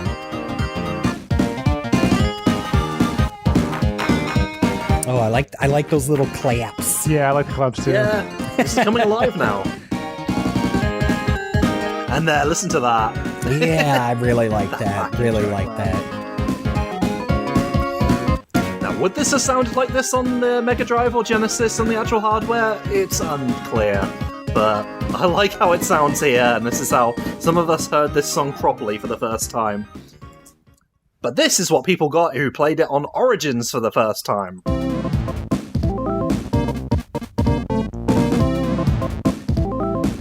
It's decent. I mean, I appreciate it's a little more fast-paced. Yeah. Yeah, I like the tempo increase. I'm not super crazy about some of the sounds, but I still think it's pretty solid. I'll tell you when it gets to it's still the little claps. That's good. Yeah, just the instrumentation that they use, again, it's neutered. Like, it sounds like it's being smothered by a pillow. It's not leading enough. I like that alternate of this part in the prototype a little bit better. Yeah. The prototype pulls it off a little bit better. This is just it's being smothered. It's a bit of a shame. Yeah. It really is, because I feel like that that leading low sound should stick out more. It should be a little more. It should bite a little harder. It definitely should. It's still got like a really unique and interesting beat. It's just really not doing what it needs to get it across. So yes, good song, good arrangement. I might prefer it to the Sonic 3 release, but yeah, I wish the Origins version was a little more peppy. Yeah. Yep. But now it's time for Act 2. This is, of course, the Sonic 3 release version, in case that wasn't clear from all of that. This one gets rid of some instruments. It's just, I think it's basically the same track with a couple less instruments in it. I think so, yeah. They peeled it back a little bit, almost to reflect the fact that the carnival is breaking down a little bit. Knuckles is turning off, it's flooding it. I saw someone, and again, apologies, just random YouTube comments talking about how there are several of the removed tracks, like even Ice Cap coming up, that the Act 2 music is not as whatchamacallit, it's not as an elaborate separate version, and is just like, oh well, they just peeled back a couple instruments, and now I can't not hear it in this one. Yeah, I feel like it might be that, this might have been around the time that Buxer and Jackson started parting from the project, and they're like, shit, we can't write a new track and have it be as good as the one they made. Yeah. So we just have to peel back a couple instruments. That wouldn't surprise me if that's what they were doing. Like, we've just got an Act 1 to work with. Turn this channel off, this channel off. Yeah, fine, that's fine. Get rid of the gladiators, but not everywhere. Yeah. We still need some gladiators. A bunch of clowns. But now for the PC version. It sure is. Very, very strange chord progression at the beginning. I definitely heard this in a fan game well before I played the Sonic & Knuckles collection. I don't think it's I think it's a lot better once you get past that weird intro. Yeah, that weird intro definitely throws things off. It just feels like they were trying to somehow make it sound more threatening when it's not a threatening track, and they're just gonna, I don't know, do da da da da da da da da. Just put that at the start.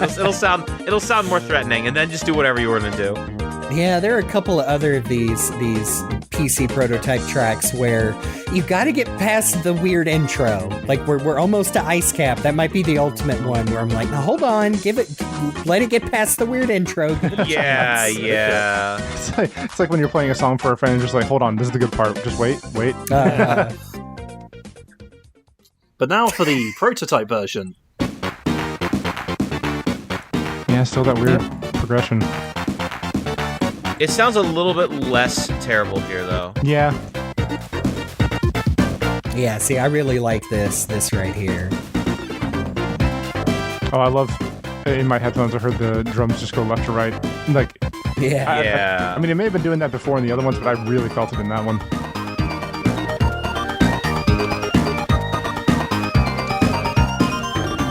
Oh, it feels good. honestly. This I one. really like this, and now I'm scared for the last Origins version. I'm sorry. Yeah, no, this I'm trying one's not to really be nice. that guy. Like, it doesn't fit compared to Act 2. Like, if you put this after Act 1, it would feel weird. But it is a good track. I mean, it doesn't fit after Act 1 of the Brad Buxer, Michael Jackson one. Alright, time to rip the Band-Aid off. Here's the Origins version. It's sedated. And I don't want to be. I mean, I suppose that, like we said, the Carnival's shutting down a little bit. But I don't know. Yeah, I feel like it's a little more tolerable here. It's not the worst, but that synth is making it worse. Yeah. Well, it does feel watered down, and to be fair, the whole level was, so... Yeah.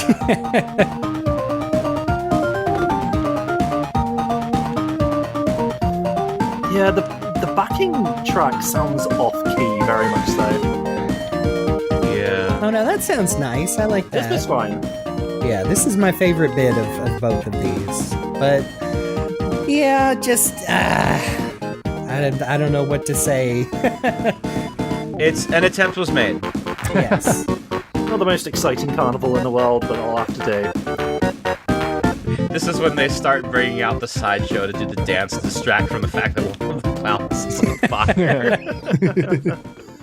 fire. Shoot off into a cannon too. Well, we all know what it's going to be. Yeah. It's Yeah. time. It's a hard time, but we're going to get through it. Happiest days of our lives. Ooh.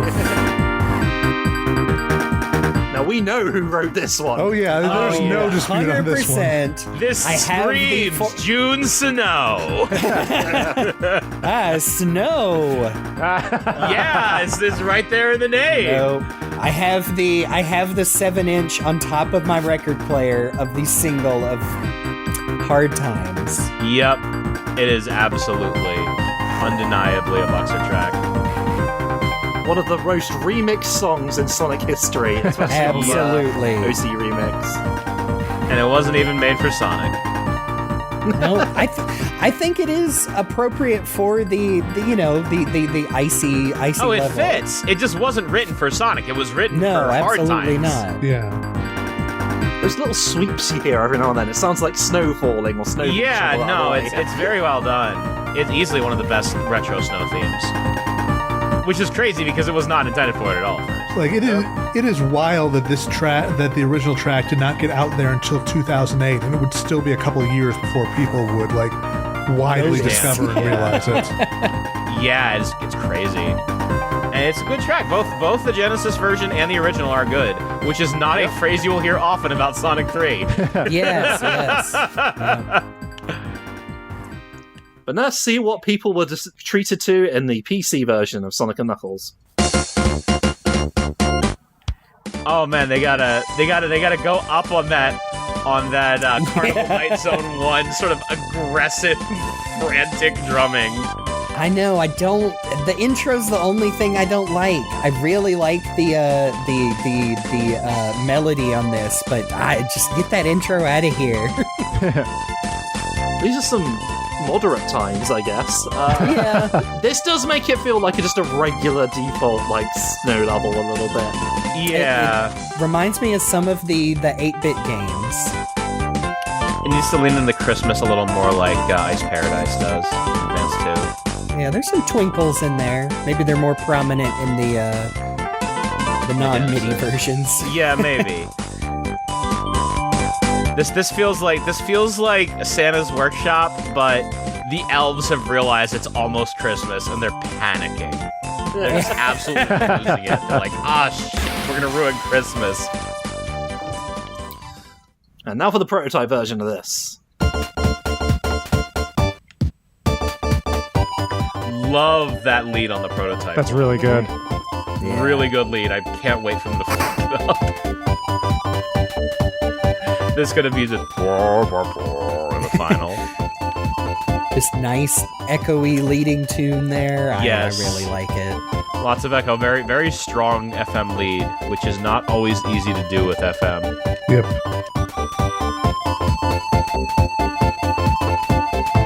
Yeah, I feel like this is a really solid song that is only outshined by the fact that Hard Times is what replaced it. Yeah, which is absolutely. just a daggum banger. Yeah, it's a great song, but it can't out Hard the Times. That's the thing. Hard Times really changed the way I think Ice Cap felt. It did. Like, I don't know, it kind of gives it a sort of somber edge, weirdly. I suppose because of the Hard Times. Yeah, it definitely feels a lot more threatening and serious than, And if you've listened to the lyrics of Hard Times, it is not a happy song either. No, it's not. Anyway, here's the Origins version. Hang on, that sounds... Not the worst. It's honestly not. I think that this is one of the better Origins rearrangements. Yeah, this is one of the better ones. It's not the best ever, but it's not bad. I was expecting much worse.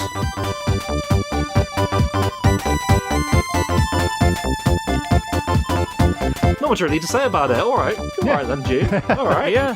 Good job, okay. June. Oh no! We have someone bursting into the studio, which doesn't exist, but for this bit does. It's Mechasonic Mark II, and oh my god, our friend Jake is throwing himself in between us and the mighty robot. Jake, don't sacrifice yourself for us. Don't worry, guys. I've got this. Oh no, this is terrible. I just fixed that wall. I'm sure Jake will be fine. He knows the debug mode code. Help me. Use your drumsticks on it, Jake. No, Play this such is, a mean beat this that is it a gives chance up. for Jake to learn how to be a true warrior. The flames of disaster. Unfortunately, Jake has to step away, but we have our buddy Rick for the rest of our episode here as we move on to Ice Cap Zone Act Dos.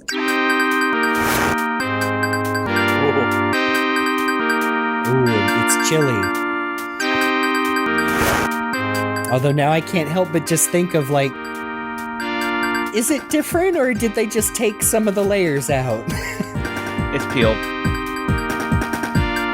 They're slowly kind of bringing them back in, but I definitely do feel like the change from Act 1 to Act 2 isn't nearly as strong in the MJ Buxer tracks as it is in the others, where they have more room to cook.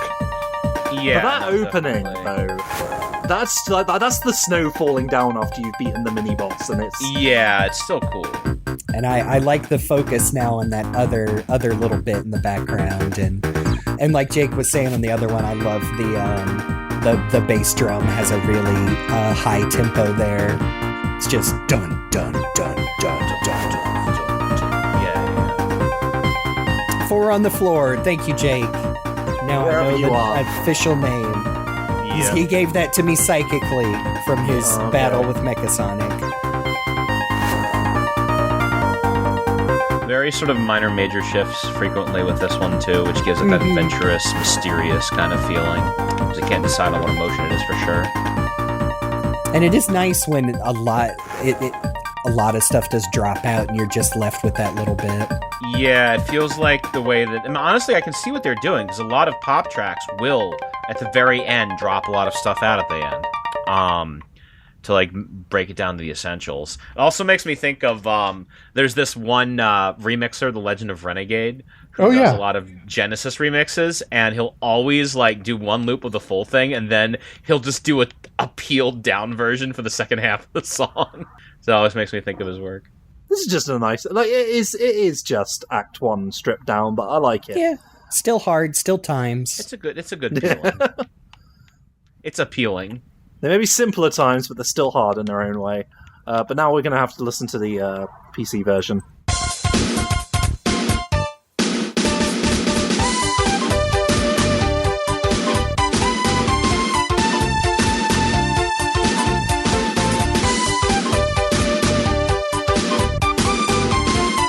Still not too bad, just we know it could be better. Yeah. It was one of the better PC ones, just on account of how good the original was.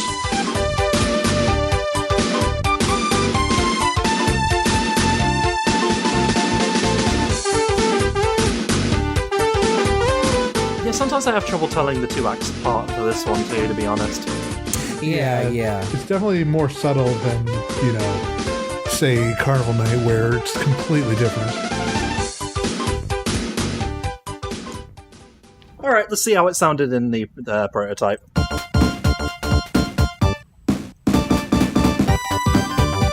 Now, you see, this is weird, because now it's using a font that's similar to the final version's Act 1.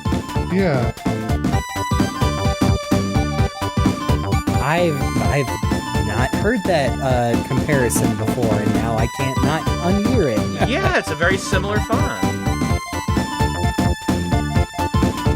Well, now I gotta know how the Origins one sounds. Like Act 1 of the prototype. Slipping around. Yeah. Oops. We've got to let it play through, just for the sake of, we've got to be fair, we've got to listen to it all the way through, to the loop. I mean, it's not like it sounds bad or anything. Yeah. No, it's still the real solid. Yeah. Alright. What did you cook up for us, June?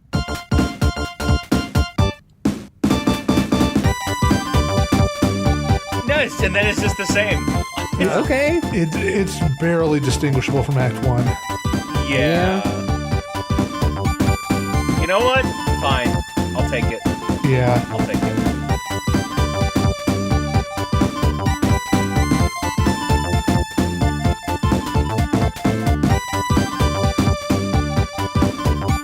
Not bad at all, I'll say.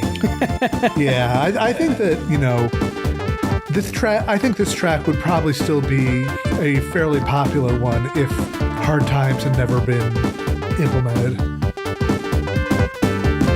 If it wasn't for all those hard times, maybe we'd all be okay this with composer this. would have the happiest days of their lives, yeah. Yes. I have very similar feelings about the next level. Launch Space Zone! Act 1.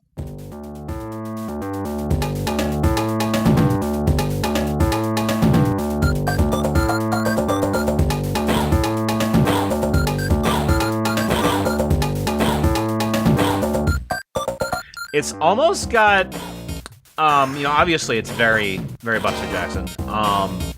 It's almost got sort of a low-down, sort of chill theme to it, which is weird for a final zone, but it almost feels like this is Eggman's comfort zone.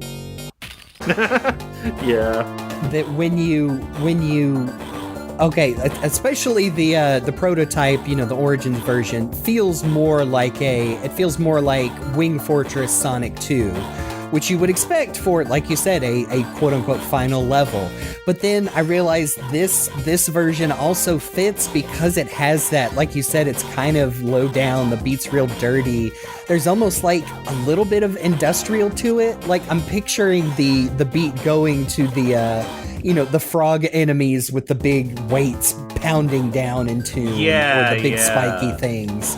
It's like, yeah, okay, well it still fits that. Because my knee-jerk is like, well, this is a good song, but it doesn't really fit like, a horrible Dr. Eggman bass. But yeah, it does. It does. This is just like, this is the workers living in the dystopia and going like, another day on the grind. I like the song now. I don't think I liked it as a kid because it was just a bit obnoxious to me. All the go, go, go. I was like, yeah, I get it, I'm going. Go, go, go. I used to think right here where they're just saying go, I used to think they were saying go Knuckles. And I'm like, but I'm not playing as Knuckles right now. Yeah, I was just like trying to give Knuckles his cues, like, go, Knuckles, go, go, go, get on that pillar in the middle of the water. Get on there. Get. Nothing bad will happen. Nothing bad will happen. Anyway, time for the PC version. Hooray. See, this is another one that I know I first heard in a fan game, but I actually really like this one.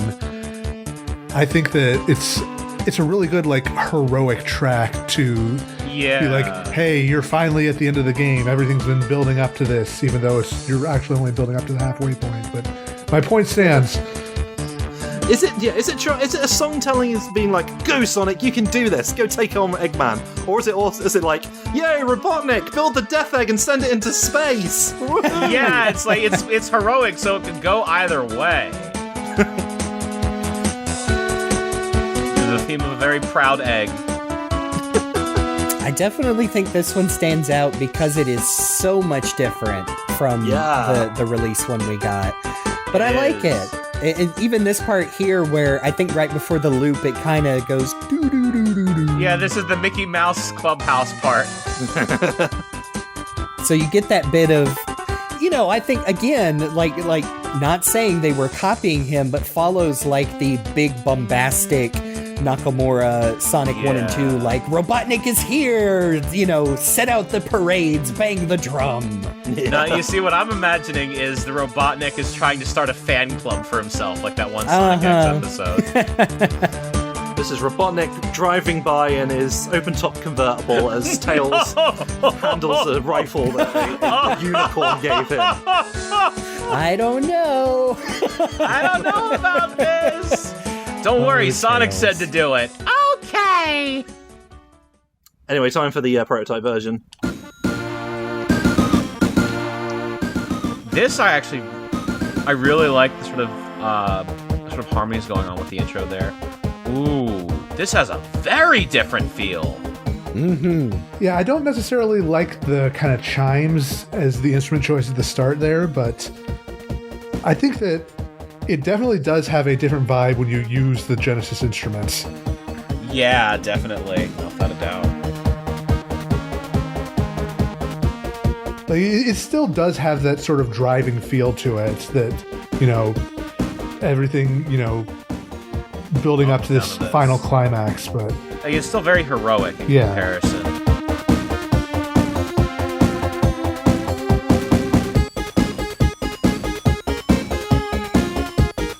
It is interesting because it does feel like a song from a different Mega Drive game almost. I feel like I could hear this in, I don't know, a Dynamite Heady or something. I was about to say Dynamite Heady! This feels like a little bit like not Southtown, the first level where it has a reprise of Heady the Hero. Yeah. This feels to me like it belongs in like a slow-moving horizontal shooter or something. Yeah. Oh, you know what? You know what it actually reminds me of? It reminds me of Schmauerfly from Dynamite Heady, the shoot 'em up level right before you fight Babyface. God, it's been so long since I've actually played Dynamite Heady.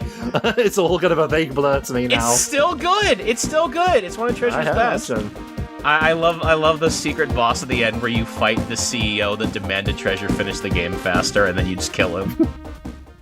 Let's see how Jun Senoway handled Launch Base Act 1. Oh boy.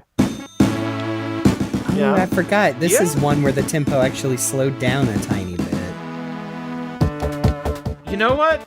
This is the one time where his fixation on lower pitch, bassier instruments kind of works. Yeah, I think I actually do like this a little bit better than the prototype version. Yeah, it gets a little more of a sinister feel in there. This is like, it's the hero's theme, but he's traveling through this dangerous base.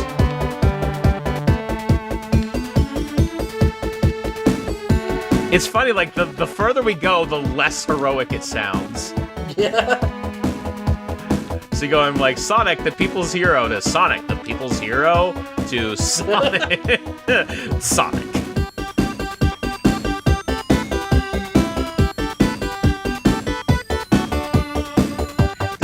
Made for you and me. NECKEYSONIC.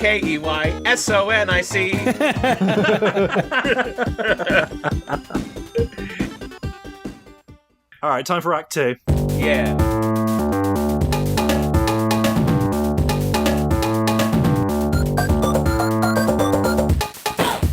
Once again, stripping back. Yeah. I think this one fits pretty well fits it pretty good, even if it is a simple, like you said, just removing some, just because that last, man, this Act 2 is such a wild ride with all the water and the pipes and, God, that beautiful background.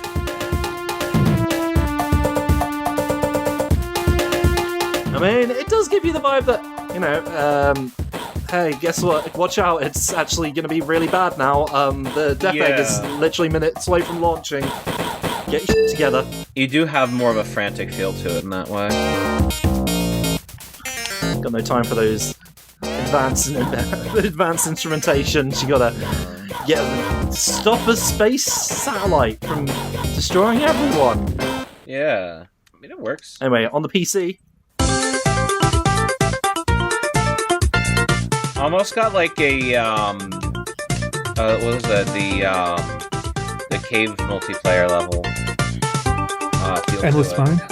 Endless Mine, yeah, Endless Mine. Almost feels a little like Endless Mine.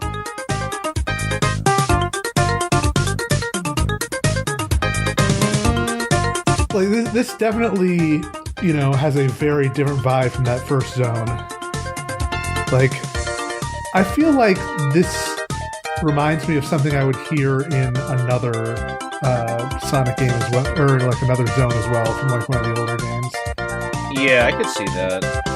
I still feel pretty strong in this Mine, but I could also see maybe Sonic 2. Like it actually sounds like it might feel more at home in like one of the 8-bit games, maybe. You know what? You're right. I don't know if I feel this in an aspect one or an ancient one. I feel like I'm leaning more of an aspect one, like Sonic Chaos or Triple Trouble, maybe. Yeah, I could see that. I'm just imagining that sort of 8-bit launch base now, and it would... Yeah, that would... as they launch the Sky Base or something like that. Yeah. That's pretty... Alright, but let's see how it sounded in the prototype. Now it really sounds like Endless Mine.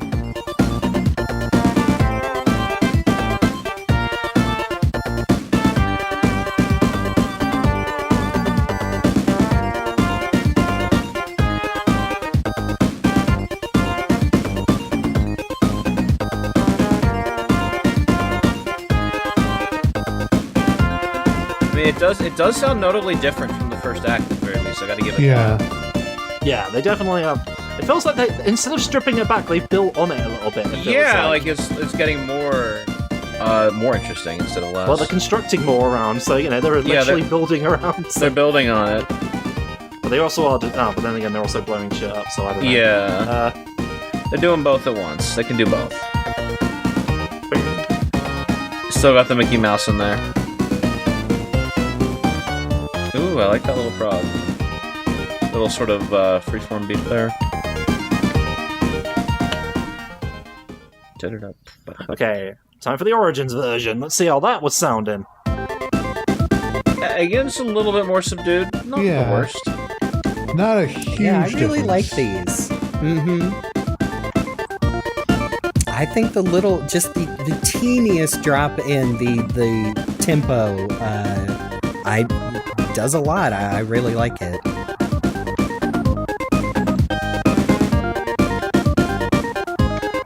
Yeah, no, there's some nice stuff here. I suppose it does reflect that you're going to go underwater quite a bit more in this stage. Yeah, so you're going to be makes slowed sense. down. There's quite a bit of waiting around on this stage. Yeah.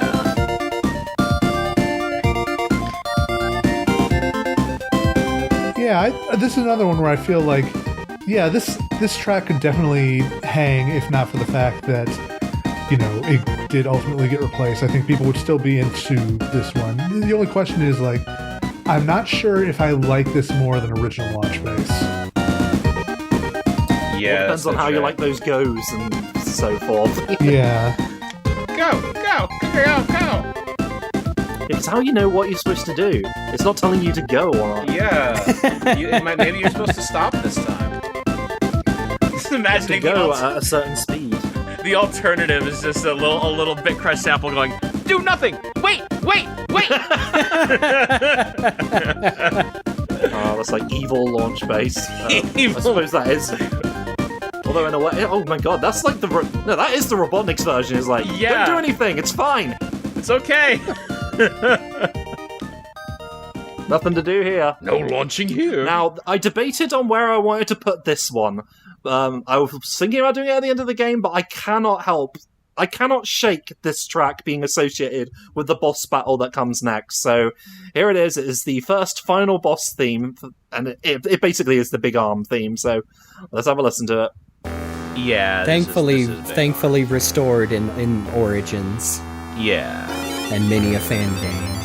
taken out of Sonic 3 and Knuckles, I guess for balancing reasons, but no, we want that boss battle, and we need it to go dark for no reason, because that's so cool. Good. Ooh, let's listen to those farts. Oh, those are some great good farts. Very great farts.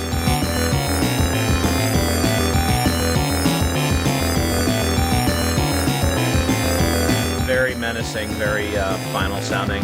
Doesn't sound quite as final as Final Zone for obvious reasons, but it is a fitting finale for the first half of the game. Yeah. Like, it is understandable why this has remained one of the most iconic, Sonic boss themes. Oh, absolutely. Yeah. Also really works in other they use it in other various points in the game, obviously used for the giant Eggman battle near the end of the game, and also for maybe it's not quite as fitting for the Mecha Sonic battle as Knuckles, but whatever, it's fine, it looks cool. It does what's gotta do. Yeah, really great climactic battle for half of the game if you're playing Sonic 3 and Knuckles, and after that we get this fun little jingle. As a very heroic feel, makes sense. Like, yeah, you just beat the first half of the game. You don't know it's the first half yet. I really like that version. Yeah, that one's very nice. There's a crap little JPEG of Supersonic jumps out on the original version of the game. Yep. Now, there is another Game Complete song, and I recognize it from the end of the credits of Sonic 3 and Knuckles, but I put it here because I can't remember where it shows up in Sonic 3 and Knuckles, but this is basically like the Sonic 3 and Knuckles version of that song, so I thought, let's put it here.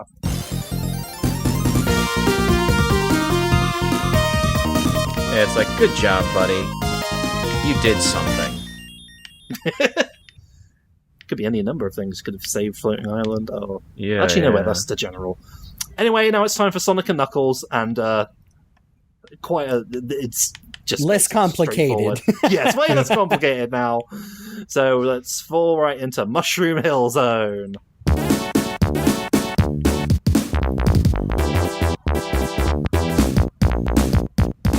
I guess technically Angel Island there is supposed to be your Green Hill Zone, but what if we had another Green Hill Zone?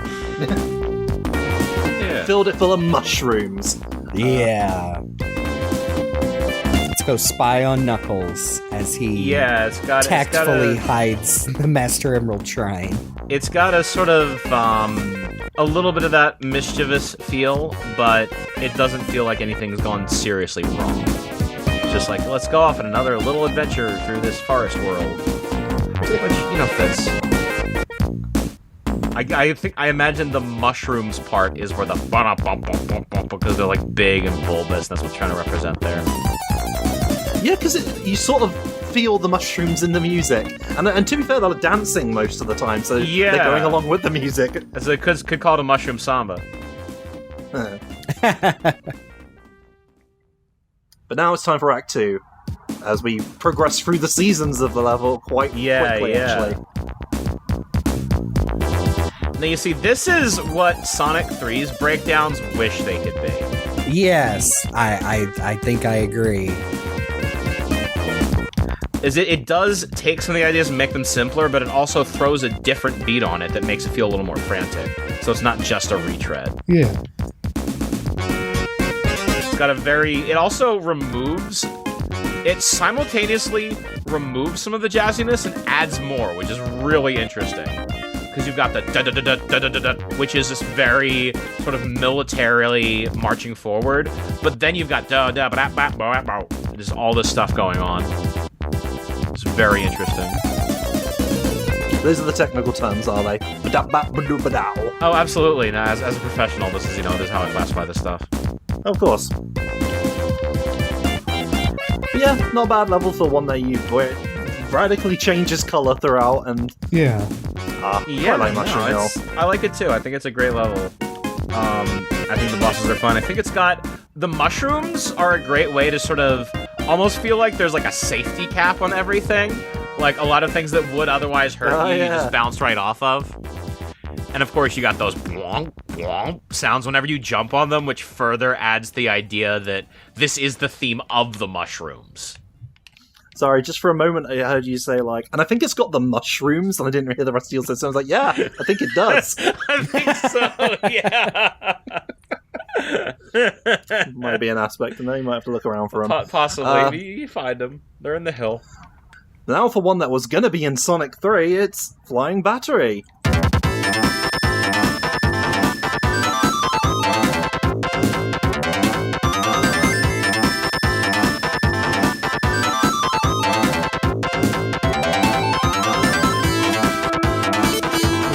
We don't know the exact composer, do we? No, Flying Battery is one where we have absolutely no idea. Same with Mushroom Hill, unfortunately. Other than it's appeared in future titles. Yeah. Someone on the Sega Sounds team. For sure.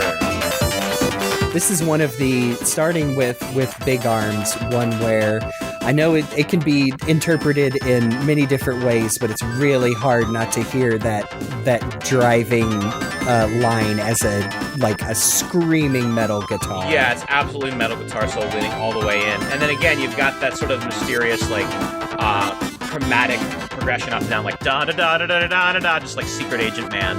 Yeah. Oh yeah. Really sets the tone with all of the launchers and springs and the magnets and the going outside and It feels dangerous, and this is probably the most dangerous feeling level of Sonic. Of Sonic 3 up to this point. If not the entire franchise. Half the time you're literally dangling over death. Yeah, but it's cool though. It is really cool. Just imagine Sonic just actually getting a little scared and Tails like, "What's the problem, Sonic? This isn't scary at all," as he flies in the side.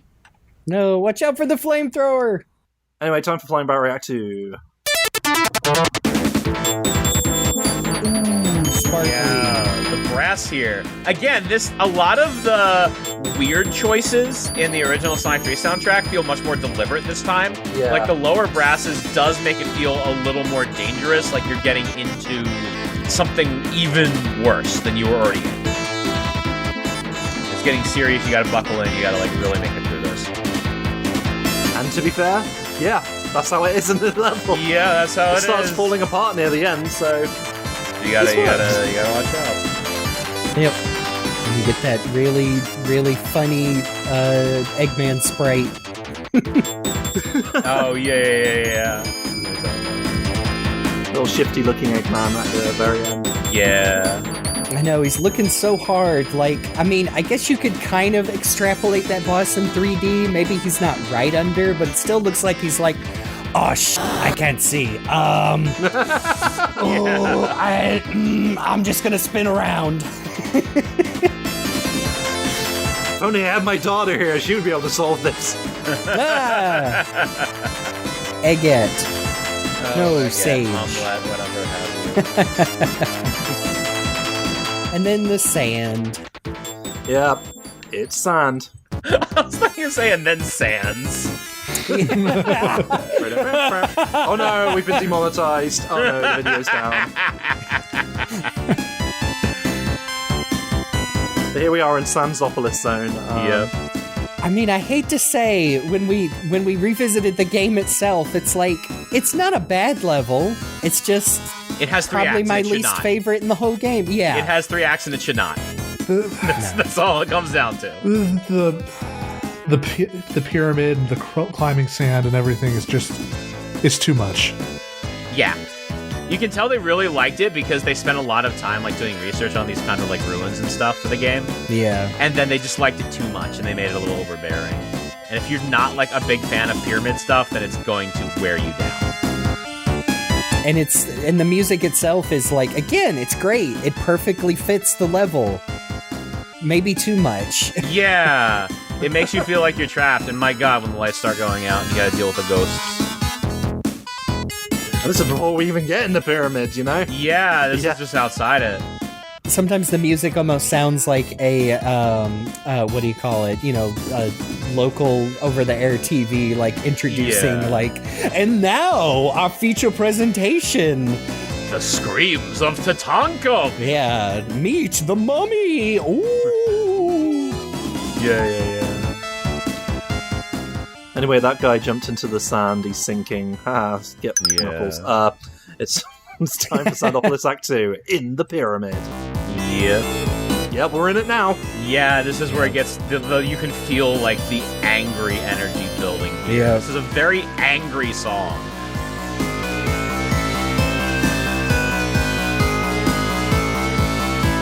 It's the mummy lady from that one episode of Super Mario Brothers 3 that I can't believe I've referenced on this show before. that thinks Mario is her long lost son. Oh god. I will say this is another one where it's not in the music, but the little sound of the ghost popping in, that is part of the music to me. Yes. And also the sound of the timer ticking down as well when you're like pulling those ones. And pushing the switches. Oh man. So, good sound design, even if I'm not hot on this level or this song. It's fine. This captures the feeling of the level. It's just a shame the level is what it is. Yeah. I think I've said I might have a little bit of resentment towards Sandopolis because that was usually where my runs would end as a child, playing just Sonic and Knuckles. Yep, no save system there. I get you. Alright, it's time to raise the heat even more, apparently, because we're going to Lava Reef. This is where things get very aggressive. There's a little bit more of a mystery going on in this one though, like you're uncovering something. Yeah.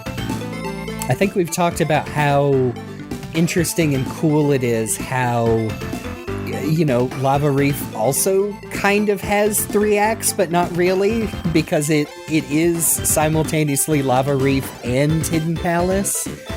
And I like it much more than I used to. I think it's a very cool level, and I like how the music kind of eases you into the climax of this game. Yeah. As you're watching the Death Egg suddenly become closer and closer and closer to you. It's very cool. Well, it's not really, it's hot, but... Yeah.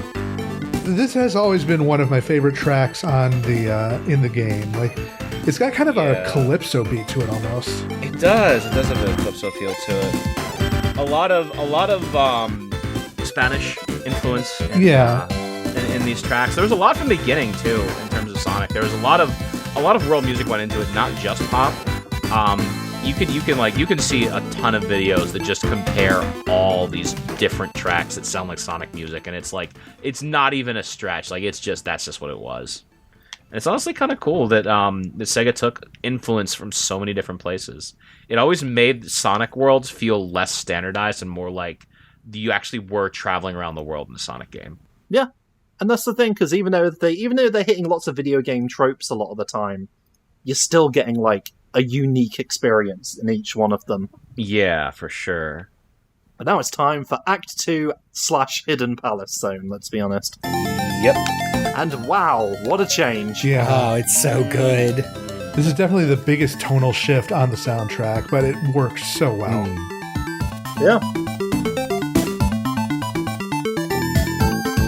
But it doesn't sound completely alien to Act 1. Like, it's a big has shift. That same leitmotif, the same melody is there. Yeah. But it's so presented so differently. I feel like they brought in a little bit of the, maybe just the style of the Knuckles theme with some of that percussion in the background. As, I mean, you're about to see Knuckles again. Yeah. And, just so mysterious. Is very tricky in that way, but it definitely fits. Like you're getting deeper in, and there's something waiting for you. You don't quite know what it is. Because Lava Reef stops being a full-on there's still lava there, there's still heat there, but the vibe completely changes from the look. It switches to like blue, and there's lots of jewels around, and the Death Egg is also still there, staring at you with those big old eyes. Yeah, it makes me wonder, like, was there originally maybe unique music? Just because now we know, like, man, they had so much music just laying around after this was done. Yep. Like, was Act 2 and Hidden Palace supposed to be, like, have more uniqueness to it? Or did they make a decision of, like, no, we're bridging these two together? It's really, like, more one big act than, two true acts. Yeah. I'm agreed. Definitely, like, from a color tone, like, if you look at they're both blue, so... Yep. There's some similarities there visually, and very much there musically. Mm-hmm. But now we're getting into the real shit. We're going up to Sky Sanctuary. Woohoo! As we keep doing in modern Sonic games. Yeah, it's a little retread, but it's retread for good reason. This, like, feels like the heroism of the unused launch bases in full force. Yeah, 100%. Yeah. I am amazed that this is one of the ones that we don't know the origins of, because I feel like with how often this track gets reused, it would have come out at some point or another. You would think, I know. Yeah, even this little note on Sonic Retro that just last year, who was it? Masaru Setsumaru, like, says that he doesn't even remember, like, the Sega sound team composing this one. Wow. I'm like, okay, well, jeez. It must be cleared to use, though. No, Knuckles himself composed it late at night once the composer fell asleep. It does have such a heroic bend to it that I do think it fits really well in, like, being the proto-credits theme in some releases. I can see this is like the version... This is the theme of the Sky Sanctuary itself, the ancient... Lapita-inspired ruins high above the island. There's also the theme of, like, the Death Egg rising up, of being stalked by Mechasonic, of those little egg robos crashing out of you and chasing all the animals out, and it is almost in a way like the theme of Angel Island itself, because I sort of associate it with the ending where you see it, like, either falling or rising back up. It's really good. I'm glad it showed up so much over the years. Yeah, we joke about it, and yeah, they are reusing assets a lot because they're there. But I love Sky Sanctuary, man. It's so cinematic and cool. It's very neat. I know. As funny as it is that the original Sonic Symphony stream only has, like, 2.5 songs for Sonic 3 and Knuckles, the fact that Sky Sanctuary is one of them is really good. Yeah. Even if they have no idea who composed it. It is a mystery. Man. Maybe it was Knuckles. But he just doesn't know how to claim royalties for it, so he's just... Oh, man. Poor Knuckles. He does, but he doesn't want to pay taxes, so... There you go. He'd rather just remain anonymous. His buddy Yoshi told him about the nightmare of actually having to pay them, so he doesn't even want to try to commit fraud. He just doesn't want to pay them. He just doesn't want to do anything that would constitute paying them. He doesn't want to make any money. He just wants to sit with his emerald. Angel Island's an independent nation. And that's why we don't have the Olympic Games anymore. I'm kidding. It's because of esports and NFTs, apparently. I'm just imagining the Olympics actually taking place on Angel Island. Like halfway through the 100-meter. You can have the Winter Olympics and the Summer ones there. Yeah. Well, that was a great time, but he tripped and fell in the lava, so he is disqualified. Yep. We have notified his next of kin. Disqualified and disintegrated. That's quite something. 2 for 1. Tragedy on the 100-meter dash. A rhino bot impaled 4 contestants. Stupid. Just saying shit at this point. It's a podcast. That's podcast. You just say whatever immediately comes to your mind and regret it 2 minutes after you say it. We're supposed to regret these things? You're not supposed to. Swimmers lining up. They're about to take the dive, and once again, yes, Knuckles the Echidna has stepped on a switch, and all the water has rushed down into the sewers. Just imagining sewer Olympics. Teenage Mutant Ninja Turtles added to the competition. Vector the crocodile has latched onto a fellow competitor's arm. He is performing a death roll. That's going to affect his time pretty dearly. All right, let's scramble some eggs. Yeah. Anyway, Death Egg Zone. Yay! Yeah. Always like this one. It has the more technological, serious feel that a lot of the 8-bit games went for a while whenever they dealt with Eggman.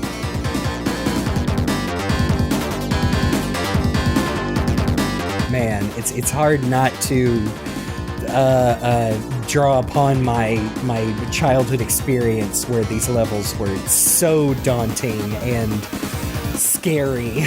Yeah, you've got a lot of lower end hitting really hard here. You've got obviously listen to how crunchy that percussion is. Yeah.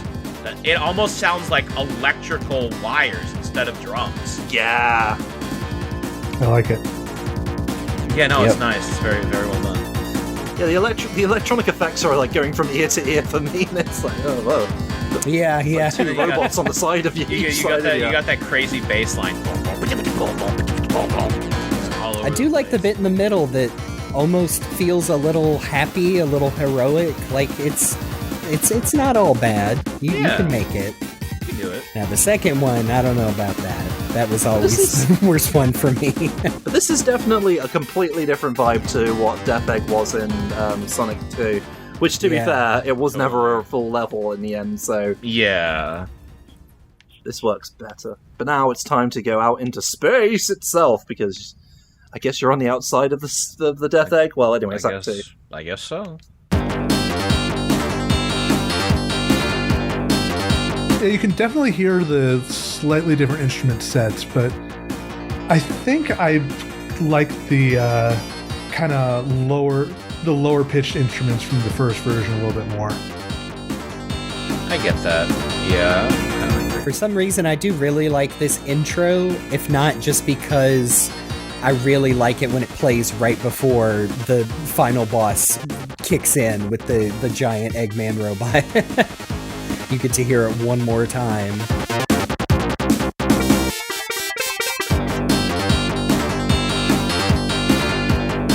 But yeah, not as different as some of the others. No, it's more similar, but it really hones in on the menacing feel. Yeah. It's a little cut down, but at the same time, it doesn't feel like it's taking anything away. It's just pushing a lot of it lower. Still has a lot of atmosphere. Yeah. For a stage that probably doesn't have any actual atmosphere to it because it's in space. Yeah. Also, another pair of music that really blends with the sound design of like the unique enemies. All of the really the light cycle, whatever that is, and all of the enemies, and it does feel like electronic fields that go like getting sucked up and down. It does feel like you're breaking into this place that you're not supposed to be in. Yes, absolutely. Anyway, then you'd have the final boss, but we've heard that already. But if you're a good boy or girl, or in between, or if you're a good person and you've gone out of your way to collect all the Chaos, maybe Super Emeralds, you get to go to Doomsday Zone, and let's hear what that sounds like.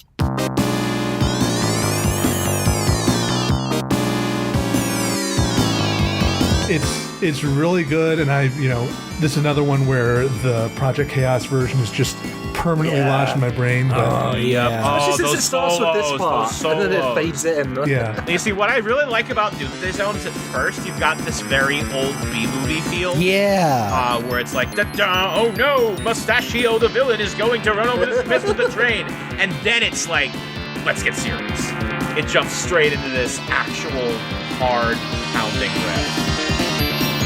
And I don't, it might just be me. I think I've said this before. I like the very beginning where there is that little bit where it goes da da da da, because that also sounds like the Sonic Adventure 1 version of It Doesn't Matter. It sounds like when the vocalist goes, all of my pride, and I just can't help but hear that every time I hear Doomsday Zone. Again, pretty sure it's not intentional, but my brain hears it. And plus, this is the theme of like, oh shit, I'm running out of rings, I've got to do this fast. And it gets faster as you start running out of rings, as I discovered on my replay. So, it's got that blue spheres effect. So, this is purely frantic, but it feels climactic.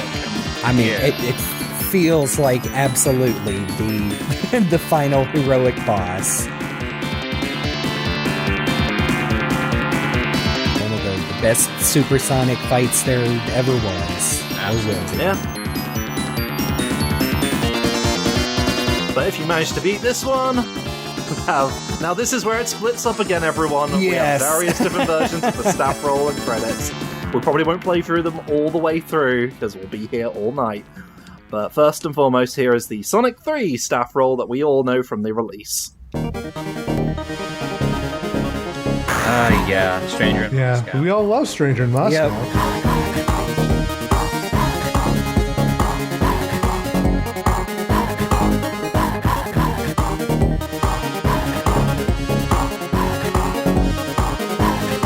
I think this was the one in that one video from a couple years ago. Brad Buxer literally says, like, oh yeah, this was something I whipped up for Sonic 3 that I showed to MJ and that became Stranger in Moscow. Like, really took all the ambiguity out of it whatsoever. It's very funny that it wound up happening that way. But I mean, it's a great song still. Mm-hmm. I do kind of now associate it with one of the Sonic Shorts endings, though. I mean, to be fair, that's also the way I feel about like the level clear. Yeah, that is the Sonic Paradox theme to me. Yeah. All right. What were some of the other ones that we got? Let's take a look at the PC version of the staff roll, which subbed in for this on Sonic 3 specifically. Big shoes to fill. Oh, yeah. Mm-hmm. I think joining Luke, I think this was another one I heard in a fan game before I heard it anywhere else. It was just like, hey, here's a track that we haven't heard as much. We can use this. And, like, the meaning won't be ascribed to it because it's obscure.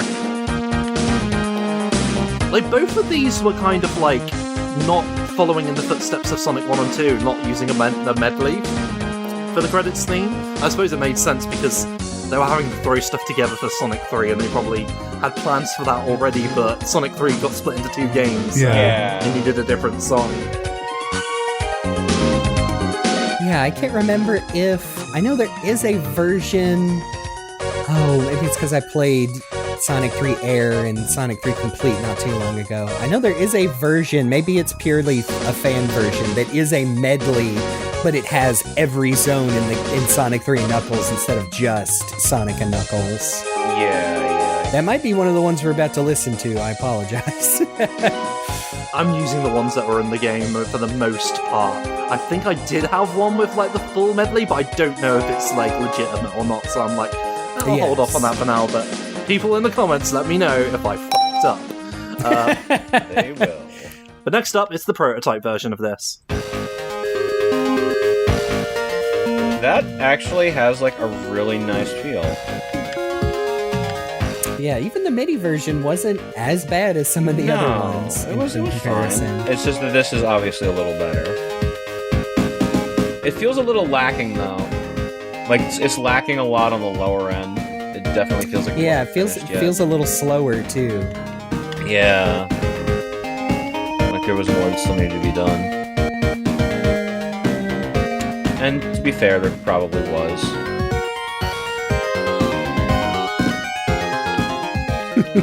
I like that little up and down, up and down. Yep. It's nice. I mean, my brain's always going to go to the prelude theme from Final Fantasy whenever I hear that sort of thing. Even though they didn't invent that. No. That's just it's eternal. It's eternal. Yes. I get it. And then the version that is in Origins, is it only for the good ending? I'm just looking at the label here. I think what happens is, it says good ending on the soundtrack I downloaded. What I think it means is I guess it plays just for the bit before the credits, I think. Like the little cutscene in place of the Sky Sanctuary music, as I understand it. So this is what you get in Origins. Doesn't sound much different, actually. Not really. Fun first hearing. No, it's...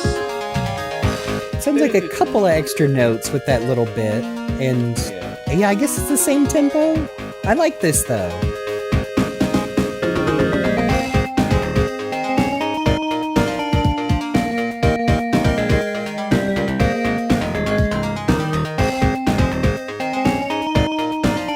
See, I want to give it more time to, like, really, like, show what it's got, but it is just sounding the same, so... Well, this is a little bit different. There are some that's the problem with all these, is I guess June did a pretty decent job for a lot of these, so... Yeah, I mean, now that we've gotten through almost all of them, the Carnival Night and that dang supersonic theme are the only ones that stand out as like, oh man, come on, June. Yeah. Otherwise, not bad at all. Okay, and now time for the Sonic and Knuckles one. Speaking of ending on a compilation track... Yeah, I think this is the one in Sonic 3 Complete that there is must be a fan-made version that the medley contains the Sonic 3 levels as well. I mean, the compilation tracks are fun though. It does remind you like where you've all been, and Sonic used to do that a lot more with the earlier ones, so it makes sense. I think there was, I don't know the authenticity of the full version, so you're just getting your Sonic and Knuckles tracks here, but if you like those, you're going to love this medley. And like we said at the top, like we did not go out and get every possible permutation. Like we said, we stuck with the general MIDI, not the upgraded MIDI one, but I feel like we have presented especially if you've never heard these comparisons before, a pretty good intro.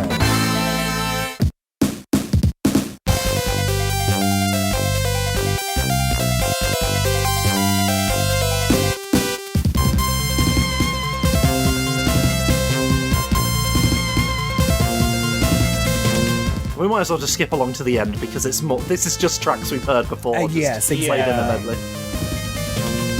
And again, Sky Sanctuary playing at the end here does sort of bring it back around as being like, I guess the overall theme of Angel Island. I don't know. It's like the Angel Island restored kind of feeling now. Yeah. I love that last note. And then this reminds you that Sonic surely was and Knuckles. Here's the eagles and dolphins and hypersonic. Yep.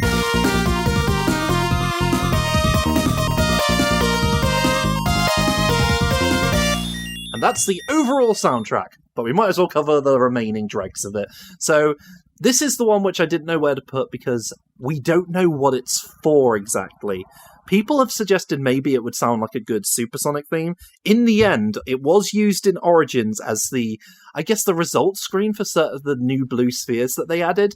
But this is the unused song, because there's always got to be like one unused song, apparently. Yep, that's how it works. And this is how it was presented the first time we all heard it in the PC version of Sonic and Knuckles Collection. Yeah, that feels like sort of a basic, sort of supersonic-y song. It's a nice, energetic song, and I'm not mad when it's used with supersonic, but it definitely doesn't follow, like, if they were looking for, we need a supersonic song like Sonic 2. That MIDI harmonica does kind of take me out of it, though. I also feel like it's a little slow for a supersonic theme, so if you sped it up a little, it would fit more. I've heard people do remixes of this that make it sound more like a supersonic, and it's good. But let's see what it sounded like in the prototype version once we end that last bit of the song. Yeah, this definitely feels like a lost bonus stage track when you put in the Genesis sound. Yes. Yeah. Or a like a cut competitive level. Yeah. Okay, now here's another weird association I have, and now I know this is completely unintentional. This bit here almost reminds me of the start of the chorus to Never Turn Back from Shadow the Hedgehog. Yeah, a little bit. Now and then my head starts to spin.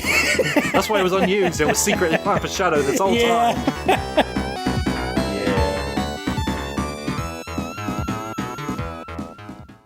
And here it is in Origins as the unused, but actually suppose used in the end for something. There it is. Oh, okay. Yeah, that sounds about right. Yeah, this sounds really solid. I like it. A little bit more in the background there. But yeah, I do really like this song. I I know I have used it before in at least one of our songs that we produced for the soundtrack, the podcast, just to be... Because I think the chorus itself is the most, like, compelling argument for it being a supersonic theme, because it's quite upbeat and quite, I don't know, quite heroic. But yeah, it's pretty good. And now, just to say we did it, here's the drowning music in this game.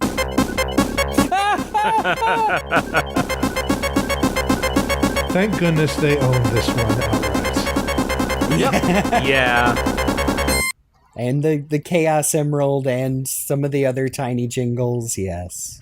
I mean, yeah, all of those. I just wanted to get that one in there because I feel like that's the one people would complain about if we didn't reference it. It's the same. It's the same, everyone. We're already breaking format on this episode. I could just end the whole recording right after the drowning theme. No outro. We're not going to do that. I won't do that to y'all.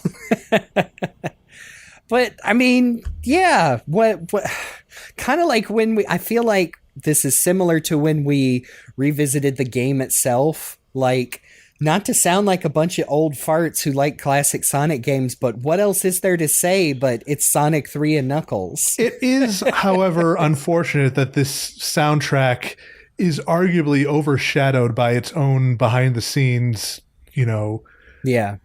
all those factors, and it being the reason why the game wasn't re-released for so long, that it's hard to talk about it without talking about everything around it. And I think it's a shame, because I think that the soundtrack stands on its own no matter which version you're listening to. Definitely. I think it is unfortunate that it is one of those. And it's hardly, I pick on Sonic fans a lot. It's hardly their fault because there is so little official information. Like, just looking at this Sonic Retro page and some of the most iconic Sonic songs ever, we don't even know who composed it, except, Sega and the Sonic Sound Team. And that's just that is what leads to, like we were joking at the beginning, the schoolyard rumors of why the soundtrack is different. And it's hard for me to even blame like the game of telephone that happens with like some of these tracks, or trying to pin some of the new arrangements only on poor Jun Senoway, because like, yeah, we just don't know. And I think taking it as what it is, which is a soundtrack for a video game I really like, that I find things to like in just about every track and every version. Yeah. I think what it comes down to is the music, the ones that we don't know who made, I guess those ones are fair game unless it's Lego Dimensions. So we're like, okay, if it's a Sega Sound Team, it's not attributed to anyone specifically. They don't have to pay royalties, so it can be in things, except for Lego Dimensions for some reason. They replaced all of those tracks, so it's like... Yeah. And to be fair, I do like those Dimensions replacements a lot for the most part. So yeah, they're pretty good. Yeah, they seem solid. But yeah, like... I'm hoping that someday we know the full story, or at least like enough of it that we can piece that stuff together and maybe, finally let all of that weirdness around the soundtrack stop being the thing at the forefront of that game and the public consciousness and everything like that. And we can just enjoy the soundtrack for what it is instead of for what it's not. That would be nice. I still like both, but I'm always going to side with the original because it's the one I grew up with. Yeah. I kind of don't blame you. Like, if that's the first one you played, I do feel that way about, like, certainly the Carnival Night to Launch Space Zone ones, for example, because, like, hey, that's the first one, but I also played Sonic & Knuckles first before that, so I'm kind of leaning towards the Jingles from Sonic & Knuckles. So, yeah, it's really hard to make a straight down the middle judgment when it's all over the place like this. But... Now, to be fair, in my case, I'm more fine choosing whatever with Launch Space Zone because I never got past the goddamn barrels. Yep, I remember that. So many games growing up where I'm like, wow, I vividly remember the first third of this game because that was the only parts I could get to as a kid. Yep. Something about that. I'm at least pleased that every fan hack worth its salt, complete, air, all of that stuff, all lets you pick and choose your tracks for each stage. So no matter which one you like, there are ways to play it with your preferred soundtrack. And there's, obviously mods for Origins as well on PC that will let you do that. So it's at least there's that.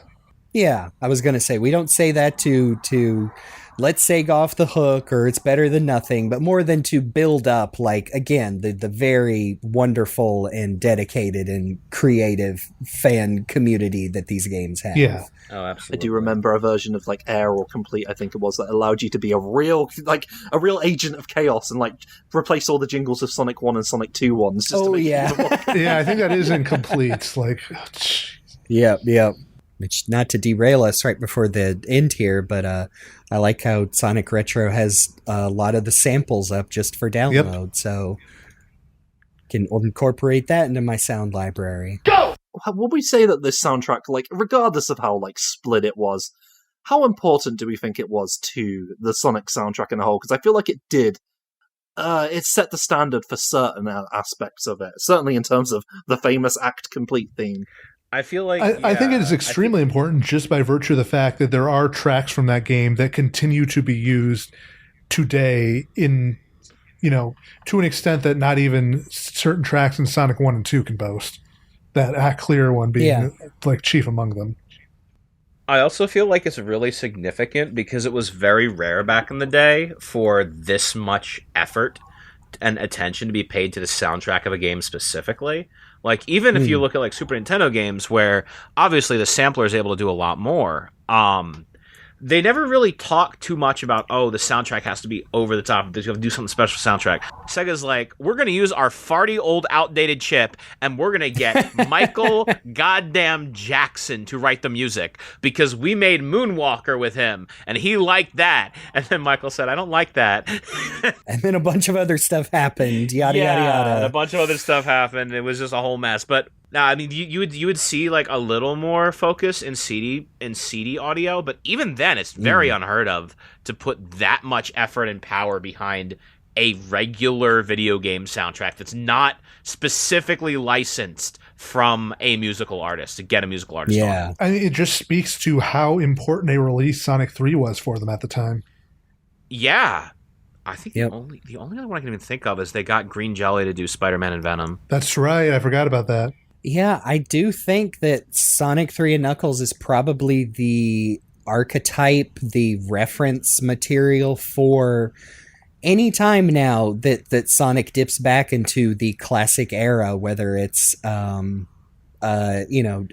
something very specific like Generations, where they are remixing classic tracks, but even lots of more modern stuff, or I mean like Sonic Superstars. I don't think Sonic Superstars soundtrack, warts and all, would sound like it did without Sonic 3 and Knuckles. 100%. Yeah.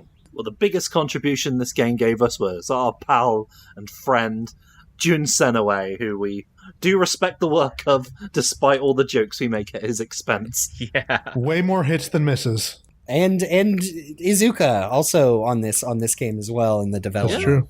Just a couple of guys that are still around. Despite everything. Despite all of that. Despite everything. You're still Sonic the Hedgehog. Well, I'm ready to bring us in for a landing if we're ready. I think we're good, yeah. Okay. And I want to give you a chance to plug all your stuff. Since you came in, we didn't get to introduce you at the beginning. If you have anything you want to say, your plugs, Rex, go right ahead. Who the hell are you? I'm RecD. I have been doing videos on the internet for many, many years. Probably the first one that I would consider still watchable is Seaside Denied from 2012, which I wrote and directed for Sonic Paradox, did the voices of Sonic and Big, as well as Metropolis Mayhem. I then later went on to have a pretty big YouTube channel of my own where I did a lot of with lyric stuff for games like Undertale, Deltarune, Pizza Tower.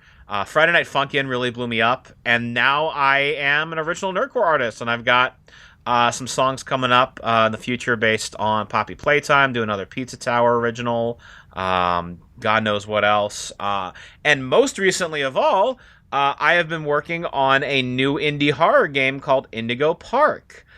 which released a couple months ago and got pretty big. I'm one of the lead writers for it. I voice Lloydford L. Lion, actor extraordinaire in the game, as well as Isaac Indigo, creator of the park. And I've been doing a little music for it, which coming off of like I said earlier, like coming off of doing an intense amount of research of theme park music, I could immediately tell with Carnival Night where some of that was coming in. I'm not gonna lie. Anytime I see people talking about Indigo Park in the wild, I'm just immediately like Will Ferrell and Elf. I know him. Yes. Yeah. So we've been working on Chapter 2. Definitely look forward to that when it's ready. I got a lot more surprises there. But you can find me on Twitter, unfortunately, at RecDTRH, on YouTube as RecD, and those are the only places I really frequent. I used to use Tumblr more, and then Tumblr got bad, and then it got better, and then got bad again. I don't know. I think we're in another as someone who's never left Tumblr for God, I don't know what reason. I think we're teetering on the edge. I think we're about to enter another bad but fun cycle where people just continuously harass the CEO because he's kind of a dick. Yeah, that's what I've heard. But yeah, I'm out here. I'm doing music. I'm working with a bunch of people and a bunch of things. Yeah, keep watch. I would love to do more Sonic videos on my channel, but YouTube has been aggressively marking Sonic videos for kids, so it is a actual danger to my livelihood if I talk about the Blue Rat. You don't have to tell us. That is some bullshit. I feel so bad. The best part about putting a podcast up on YouTube is that there is no animation, so they don't think it's for kids. There you go. It's not called Sonic the Fun Child Adventure. It's called The Hill is Always Greener, which sounds like an old man ranting, which is what it is. Yeah. Absolutely. Well, thank you so much for jumping in, RecD. I know this was kind of a last minute thing. You are an incredibly busy person. No, I literally I slept in too late. I'm like, oh crap, I missed this stupid Green Hill thing because yesterday there was construction going on in my house the entire time I was trying to sleep. So I slept the worst, and I overslept a little today. I'm like, oh, I feel better. Oh no, I forgot. Well, then that just means we're going to have to bring you back some other time so that you can be there for the full episode. Absolutely. Bring me on. I'll talk about Sonic bootlegs for 5 hours. That is the plan. That's the bootleg that is the plan. Is you. We're going to write that into our schedule. Absolutely. And the upcoming Sonic Cheese episode specifically for you. Oh God. Well, this was a very fun episode. Another listening party in the books. Gosh, we love doing these so much. We are going to have to figure out how to keep them going. We've got some ideas, but until then, you can find the show and the rest of us online under Sonic F Series on social media and YouTube. I've been your host yapper today, Game Buddy, and you can find me around the internet as Game Buddy, sometimes with a 1, 2, 3 on the end. And I've been Falero. I've been the guy holding the VLC playlist hostage. You can find me all across the internet at FAULERRO. If Jake was here, he would love that jingle. Yeah, he would. Yeah. Well, you can find Jake on the various socials at Rock the Jake and on Twitch as Mr. Rock the Jake. And of course, you can find me all over the place at Cyberling420. And you can find RecD in all the places that he mentioned beforehand. So Yes. Yeah, you can. I'm not too hard. I'm not too hard to find. And as always, especially on our musical episodes, even more super special awesome thanks to Amy Waters for the use of our theme song, which is from her album Gotta Go Slow, and you can check out more of her work on YouTube and Bandcamp. As for our next episode, we are going to dive into the history of downloadable content for the Sonic series, which I'm interested in because it can get pretty weird and also kind of funny and sad at some points. But there's some weird downloadable stuff for Sonic out there that I'm really excited to do a deep dive on because it has a very up and down history with some of it that didn't get rediscovered even until a few years ago. So I'm really interested to see how that goes because there's a lot to talk about. But until then, I'm Game Buddy. I'm Falero. I'm Cyberlink. I'm wrecked. Whoa, it changed shape! It sure did. Yes, it did. This has been The Hill is Always Greener, and we'll see you on the other side, where the button to change the ship back to its original form is.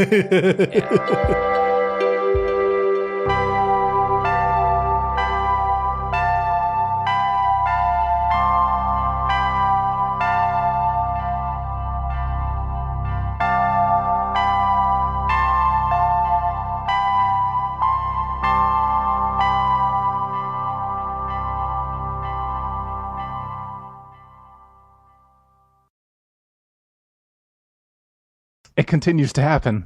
Yeah. Oh, yeah. This is clapping. How have I not thought of that? My doctor said that's bad.